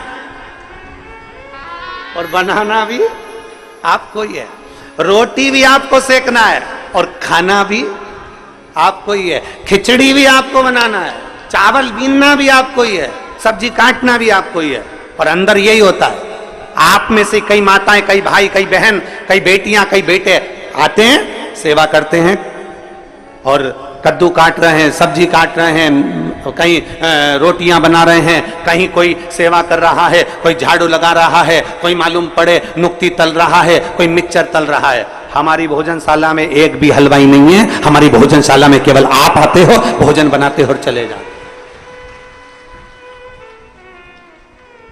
जितने हो आप आते हो, भोजन बनाते हो, चले जाते। आप में से कोई बाहर से आता है, वो कह देता है कि हाँ हम भोजन बनाना जानते हैं, उनको बिठा देते हैं कि तुम नुक्ती तल लो। आप में से कोई आके कहता है हाँ हम तलना जानते, तो उसको मिक्सचर बनाने बिठा देते हैं।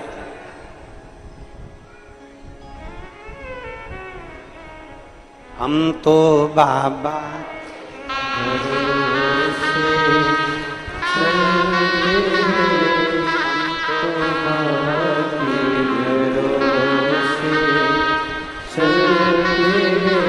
अगर सुविधा चाहिए तो यहां सुविधा नहीं, क्योंकि सुविधा जिसके पास में बहुत होती है, बहुत वीआईपी कल्चर में जो रहता है, बाद में वही दुविधा में रहता है। क्योंकि मालूम पड़े दरवाजे पर 4 लोग आए और निकल कर तुम दूध तक लेने ना जाओ, किसी को पानी पिलाने ना जाओ, तो घुटने में धीरे धीरे जंग लग जाती है, कमर में जंग लग जाती है, चलते नहीं बनता, फिरते नहीं बनता, काम नहीं बनता। आप में से ये जितने जजमान परिवार बैठे हैं, इसमें एक मुंबई का पंचाल परिवार भी बैठा हुआ है, खड़े हो जरा। ये दोनों ऐसे जजमान हैं कि जब से कुबेरेश्वर बाबा के धाम से जुड़े हैं, एक भी कथा ऐसी नहीं निकली जिसमें ये यजमान नहीं बने कुबेरेश्वर धाम के। और इन दोनों की आदत ऐसी है कि जैसे ही श्री शिवाय नमस्तुभ्यम बोलने का नंबर आएगा, ये दोनों जमीन पर बैठ जाएंगे और बाबा से विनती एक ही चीज की करते हैं, अगली कथा जब भी हो, बस बाबा अगला जजमान फिर तुझे बनाना है। ये सोफे पर बैठ के, पलंग पे बैठकर श्री शिवाय नमस्तुभ्यम बोलते ही नहीं है, ये दोनों नीचे बैठेंगे जमीन, दोनों जमीन पर। दोनों के पांव में प्रॉब्लम है, दोनों के पांव में दिक्कत। पर जितनी देर 5 बार हम 7 बार जो हम श्री शिवाय नमस्तुभ्यम व्यासपीठ से बोलते हैं, तब ये कहीं पर खड़े भी होते हैं ना, तो जमीन पर बैठ के बोलना चालू कर देते हैं। तो हमने इनसे एक दो बार पूछा भी, तुमको मिलता क्या ऐसा? तो क्या इस भूमि में कुछ चुंबक है, नीचे बैठकर जब बोला जाता है और बाबा से मांगा जाता है तो वो वापस खींच कर बुला लेता है। चुंबक। ये मुंबई से आते हैं, हर कथा में जजमान बन जाते, हर कथा प्रत्येक।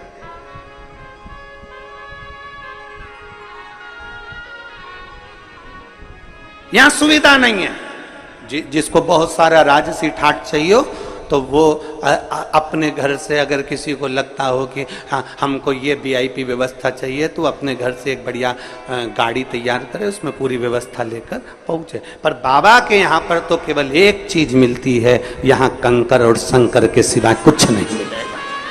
केवल कंकर शंकर, केवल कंकर शंकर। जमीन पर सोगे, अपनी पन्नी बिछाओ, अपनी दरी बिछाओ, अपना ओढ़ो, अपना सो, क्योंकि आपका अपना ये कथा का पंडाल नहीं होता, ये कथा का पंडाल नहीं है। जब आप बाबा के धाम पर कथा सुनने के लिए आते हो, तो हम तो ये मानते हैं कि जैसे कोई पूर्व के समय में तीर्थ करने जाते थे, अपनी दरी, अपना सामान, अपना बर्तन लेकर जाते थे और बैठकर तीर्थ करते थे, बस बाबा के धाम में वैसे आओ, अपना तीर्थ करो, अपना आनंद करो, बाबा से गुणगान गाओ और बाबा से प्रार्थना करो और चले जाओ।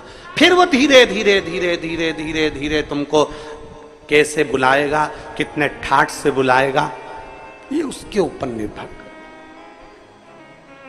कितने ठाठ से बुलाएगा ये उसके, जैसे भी आदरणीय विधायक महोदय कह रहे थे, पहले हम आए ट्रेन से, ऑटो से, फिर बस से, फिर गाड़ी से, फिर बाबा ने कृपा कर बुलाया। ये शिव भक्ति है। वो कैसे बुलाएगा वो आपके ऊपर निर्भर करता। आप में से कई माताएं ऐसी बैठी है जो एक बार नहीं कई बार बाबा के धाम आ चुकी, हर 2-3 महीने में आ जाती, हर 1 महीने में पहुंच जाती, बाबा के धाम पर आकर अपनी सेवा करी, चाकरी करी, झाड़ू लगाया, पोछा लगाया, बर्तन भांडा साफ करा और बाबा से विनती करी, हम तो बाबा के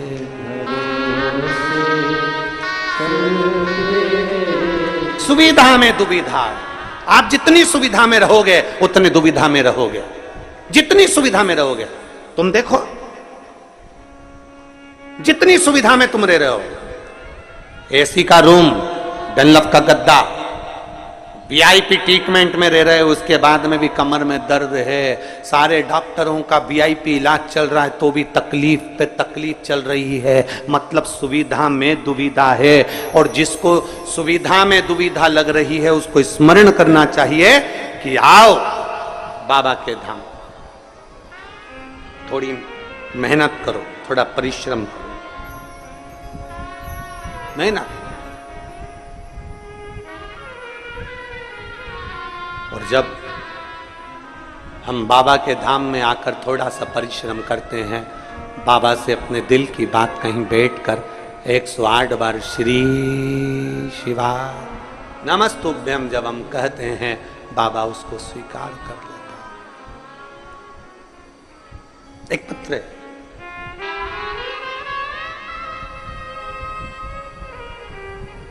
मैं देवेंद्र सिंह, गांव खेरखेड़ा, जिला झालावाड़, राजस्थान का निवासी हूं। कहीं बैठे हों तो हाथ हिला सकते हैं। मैं देवेंद्र सिंह, गांव खेरखेड़ा, जिला झालावाड़, राजस्थान का निवासी हूं। दोनों हाथ हिला दो एक बार। आ जाओ, एक बेलपत्र लेकर चले जाना। आ जाइए। गुरुदेव, मैं 2 साल से इंडियन आर्मी की तैयारी कर रहा था, लेकिन पत्र को आप लोग एलईडी पर या अपने मोबाइल पर या आस्था चैनल पर पढ़ सकते हैं। तैयारी कर रहा था, लेकिन किसी न किसी कारण से असफल हो जाता था। फिर मुझे अपने परिवार वालों ने कहा कि सब भोले बाबा पर छोड़ दे, वो जरूर सुनेंगे। तू मन लगाकर मेहनत कर, क्योंकि गुरुजी कहे कि मेहनत तुझे करना है, परिश्रम तुझे करना है। मन लगाकर मेहनत कर और सब बाबा पर छोड़ दे। शिव जी पे जल चढ़ाना प्रारंभ कर दे। देवेंद्र सिंह ने जल चढ़ाना प्रारंभ कर दिया। पशुपति नाथ का व्रत भी किया और सीहोर आए। यहां आकर हमने कंकर शंकर की पूजन करी और कंकर शंकर की पूजन कर कर भोले बाबा से प्रार्थना करी, और बाबा ने ऐसी कृपा कर दी कि आज मेरी सिलेक्शन इंडियन आर्मी में हो गया और मेरी पोस्टिंग जम्मू में हुई है। मैं जम्मू में पोस्ट हूं। मैं बाबा को धन्यवाद देने के लिए, मेरी पोस्टिंग जम्मू में। देवेंद्र सिंह, गांव खेरखेड़ा, जिला झालावाड़, राजस्थान का निवासी। यह शिव तत्व है।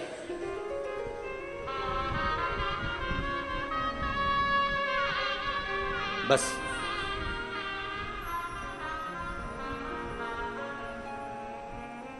जब आप और हम भगवान शिव के भक्ति में रमे,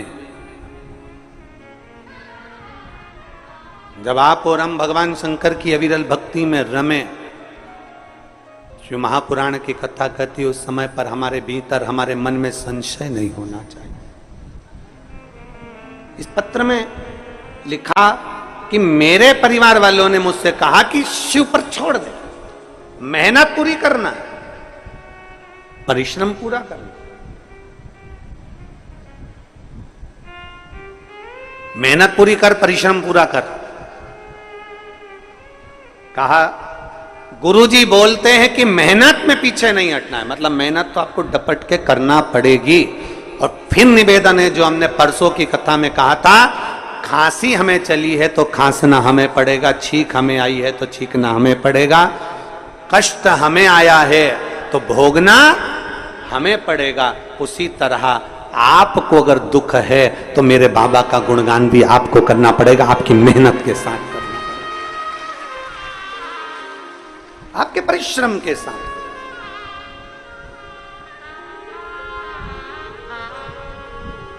वो कल परसों 2 दिन पहले बोला था, थोड़ी मेहनत हाथ की, बाकी कृपा भोले नाथ।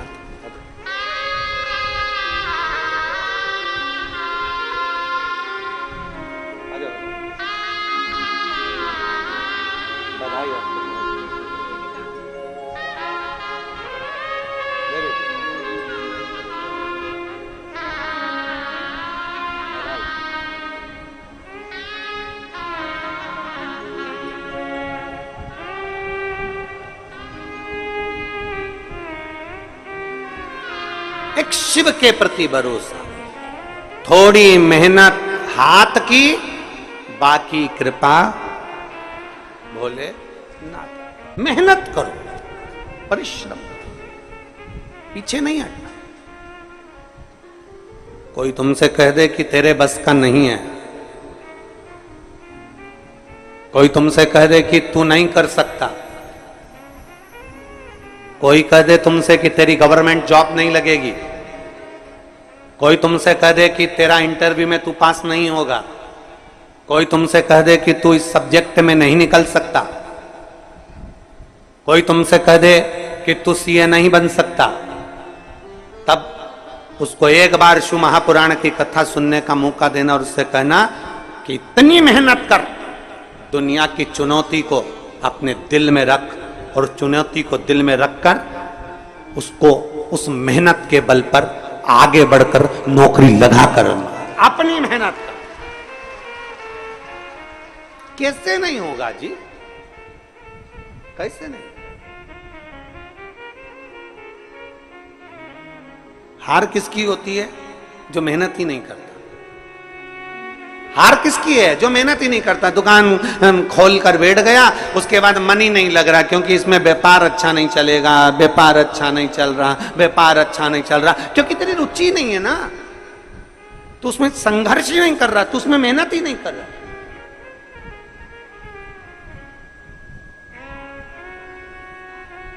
थोड़ा मेहनत करो, संघर्ष करो।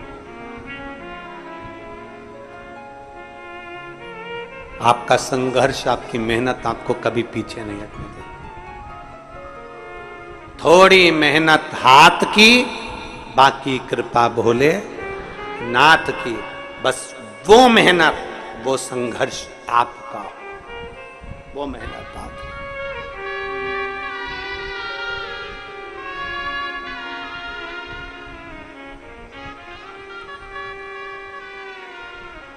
और महाराज जब हम पूर्ण भरोसे के साथ में देवाधिदेव महादेव की भक्ति में रम जाते हैं, पूर्ण भरोसे के साथ, हम पूर्ण विश्वास के साथ में भगवान शंकर की अविरल भक्ति में जब हम रमते हैं, हमारे ऊपर शिव की दृष्टि पड़ती ही है, शंकर की दृष्टि पड़ेगी।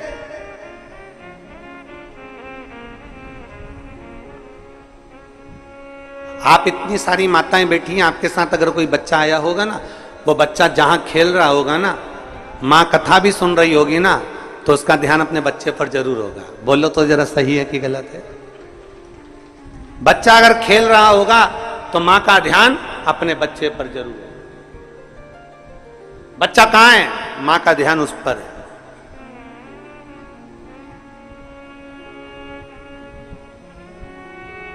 अपने बच्चे पर मां का ध्यान बना रहता है, अपने बच्चे पर पिता का ध्यान बना रहता है, उसी तरह एक लोटा जल चढ़ाने वाले पर मेरे शंकर का ध्यान बना रहता है, बना रहता है।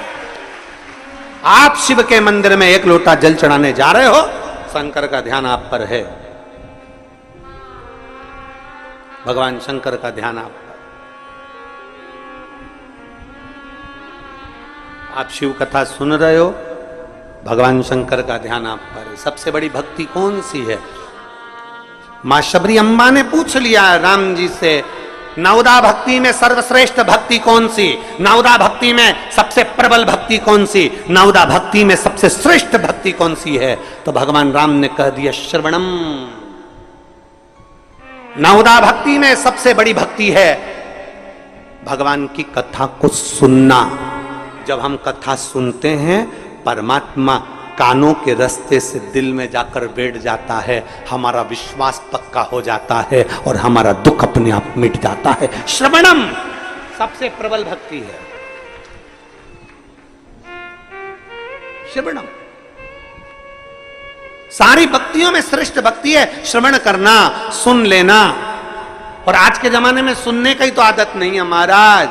आज के जमाने में सास कह दी है हम किसी की नहीं सुनेंगे,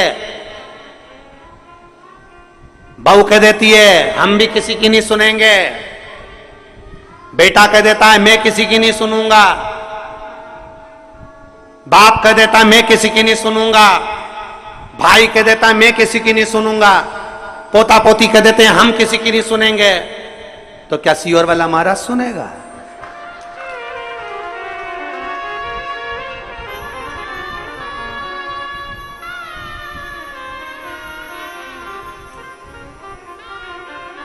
और सही बातें सुनने की आदत तो डाल ली है। डालना चाहिए सुनने की आदत। हम किसी की नहीं सुनेंगे, हम किसी के बाप की नहीं सुनेंगे, बाप का हम नहीं सुनेंगे, छोरा के हम नहीं सुनेंगे, सास के हम नहीं सुनेंगे, माँ के हम नहीं सुनेंगे।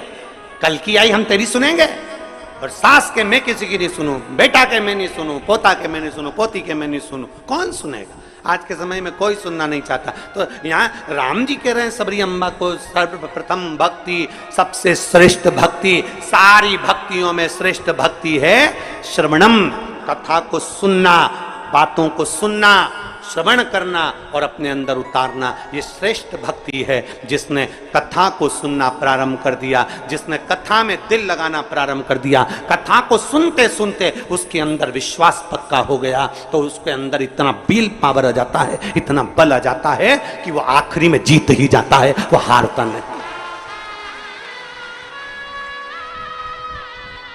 विश्वास।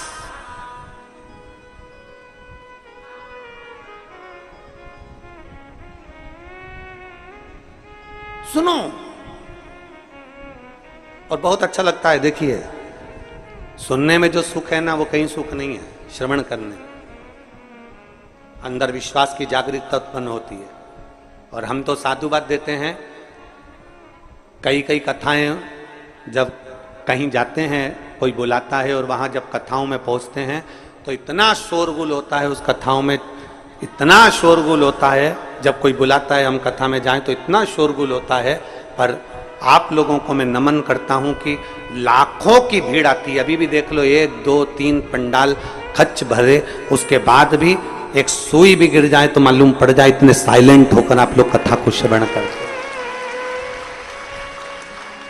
इतने साइलेंट होकर आप कथा का रसपान ग्रहण करते हो, इतने एकदम शांत, एकदम श्रवणम। सुनो,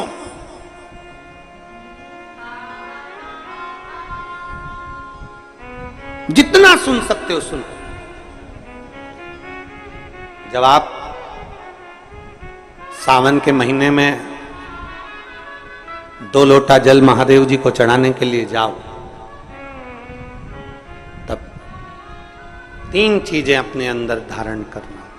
पहले नंबर का तो 2 लोटा जल जब घर से लेकर जाओ तो जरूरी नहीं कि दोनों हाथों में लेकर जाओ। एक लोटे के ऊपर दूसरा लोटा रखकर दूसरा हाथ से अगर कोई काम हो, पल्लू लेना हो या कोई कार्य हो तो कर सकते हो।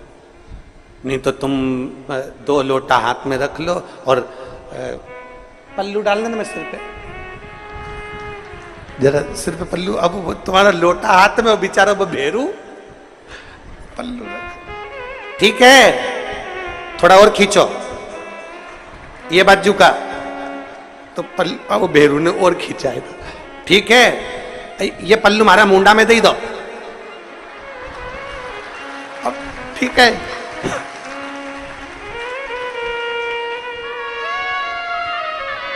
और थोड़ी दूर चली और याद आ गया, ओ बाप। इतने में भेरू ने कहा, क्या हो गया, क्या हुआ? वो हमारे फूल माला की पन्नी तो वहीं रह गई, जरा उठाओ, उठाओ जरा, ये ले, कमर में खोसी दो, कमर खोसे कमर में पन्नी। और कैलाश पर्वत पे जाके रहूंगी, भोले को अपना। अब पति भी के अच्छा शंकर हुआ और अच्छा जल हुआ। निवेदन है, अगर 2 लोटा हाथ में ना तो एक के ऊपर एक लोटा रखकर भगवान की भक्ति धारण करते हुए 3 चीजों में एक चीज जल, 2 लोटा, दूसरा श्री शिवाय नमस्तुभ्यम का जाप पूरे सावन के महीने में से कम 5 दिन ऐसे निकालना कि बेलपत्री के पेड़ की छांव में बैठकर हम श्री शिवाय नमस्तुभ्यम की कम से कम 1 माला जरूर कर लें, जरूर। और मान लो अगर बेलपत्री का पेड़ नहीं मिले, तुम्हारे आसपास में नहीं मिले, तो फिर एक काम करना, शंकर जी के मंदिर की बेलपत्र मिली जाए, उसको सिर पे हमारे यहाँ कहते हैं आंवले के वृक्ष का जब आंवला नोमी आती है ना, तो आंवला नोमी आती है और आंवले के पेड़ के नीचे जाकर भोजन नहीं कर सकते, आंवले के वृक्ष के नीचे नहीं जा सकते, तो आंवले के वृक्ष की पत्ती को सिर पे रख के भोजन कर लो, तो कहते हैं कि हजारों अश्वमेध यज्ञ के पुण्य के बराबर, भंडारे के बराबर भोजन प्राप्त हो जाता है। आंवले के वृक्ष की पत्ती, तो वो बेलपत्र भी मस्तक पर बाबा को प्रणाम कर कर फिर वही बेलपत्र का आनंद करते हुए भाव से उस बेलपत्र को मात्र शीश से लगाई लिया ना, मस्तक पर चढ़ाई लिया ना, तो भी भगवान की अविरल भक्ति प्राप्त हो सकती, अविरल।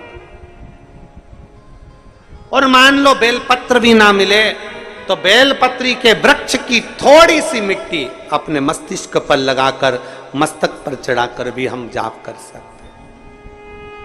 बेलपत्र के वृक्ष की मिट्टी का भी चंदन हम लगा सकते। चंदन हमने एक बार पहले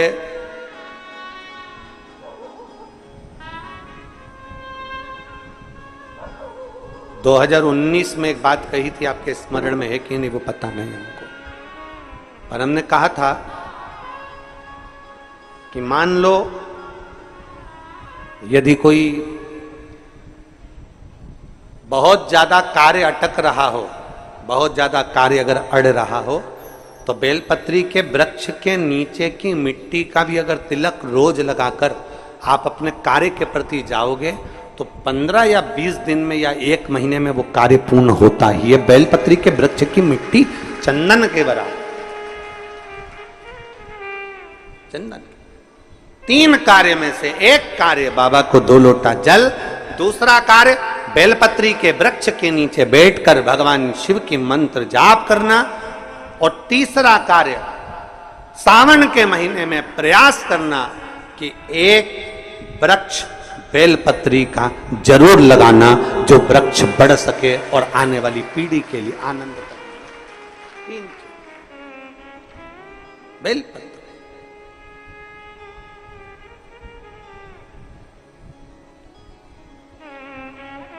शिव का नाम लेकर, भगवान शंकर की स्तुति कर कर शिव के करीब,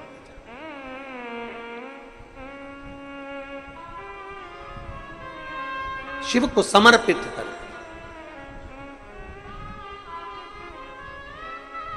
भाव से ये भाव रखकर लगाना कि हम जिंदा हैं तो बेलपत्री का पत्ता, बेलपत्र हम भगवान शिव को चढ़ा रहे हैं, बेलपत्र हम शंकर को चढ़ा रहे हैं।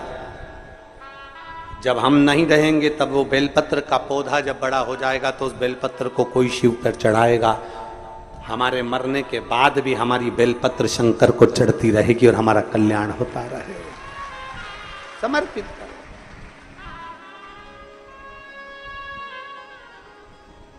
बाबा को समर्पित करो। 3 चीजें, एक सावन के महीने में 2 लोटा, जम के बोलो जरा, जल, सारी समस्या का हल।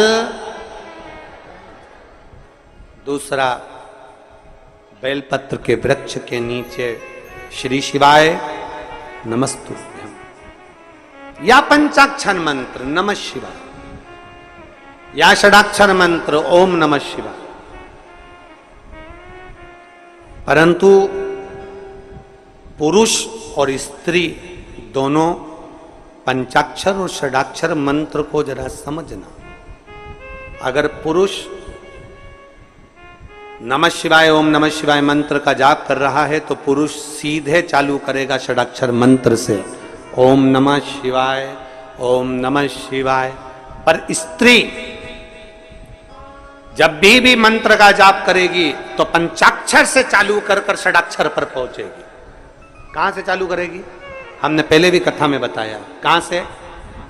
जम के बोलिए जरा, नमः शिवाय, फिर बाद में षडाक्षर पर आएगी ओम नमः शिवाय, नमः शिवाय ओम नमः शिवाय, नमः शिवाय ओम नमः शिवाय, नमः शिवाय ओम नमः शिवाय, नमः शिवाय ओम नमः शिवाय। पुरुष ओम नमः शिवाय ओम नमः शिवाय ओम नमः शिवाय जप सकता है, पर स्त्री पंचाक्षर से चालू कर कर षडाक्षर पर पहुंचेगी और पुरुष षडाक्षर से चालू कर देगा, ओम नमः शिवाय ओम नमः शिवाय, ओम नमः शिवाय, ओम नमः शिवाय, ओम नमः शिवाय। ये पुरुष चालू कर दिया, पर स्त्री जब जपेगी नमः शिवाय, ओम नमः शिवाय, ओम नमः शिवाय, ओम नमः शिवाय, पंचाक्षर से चालू करा। कहां से चालू करा है? फिर से आप लोग एक बार बोल के देख लो, चालू करो बोलना, नमः शिवाय, ओम नमः शिवाय, ओम नमः शिवाय। कहां से चालू करा था? नमः शिवाय से, षडाक्षर तक गए हो। फिर पुरुष ओम नमः शिवाय।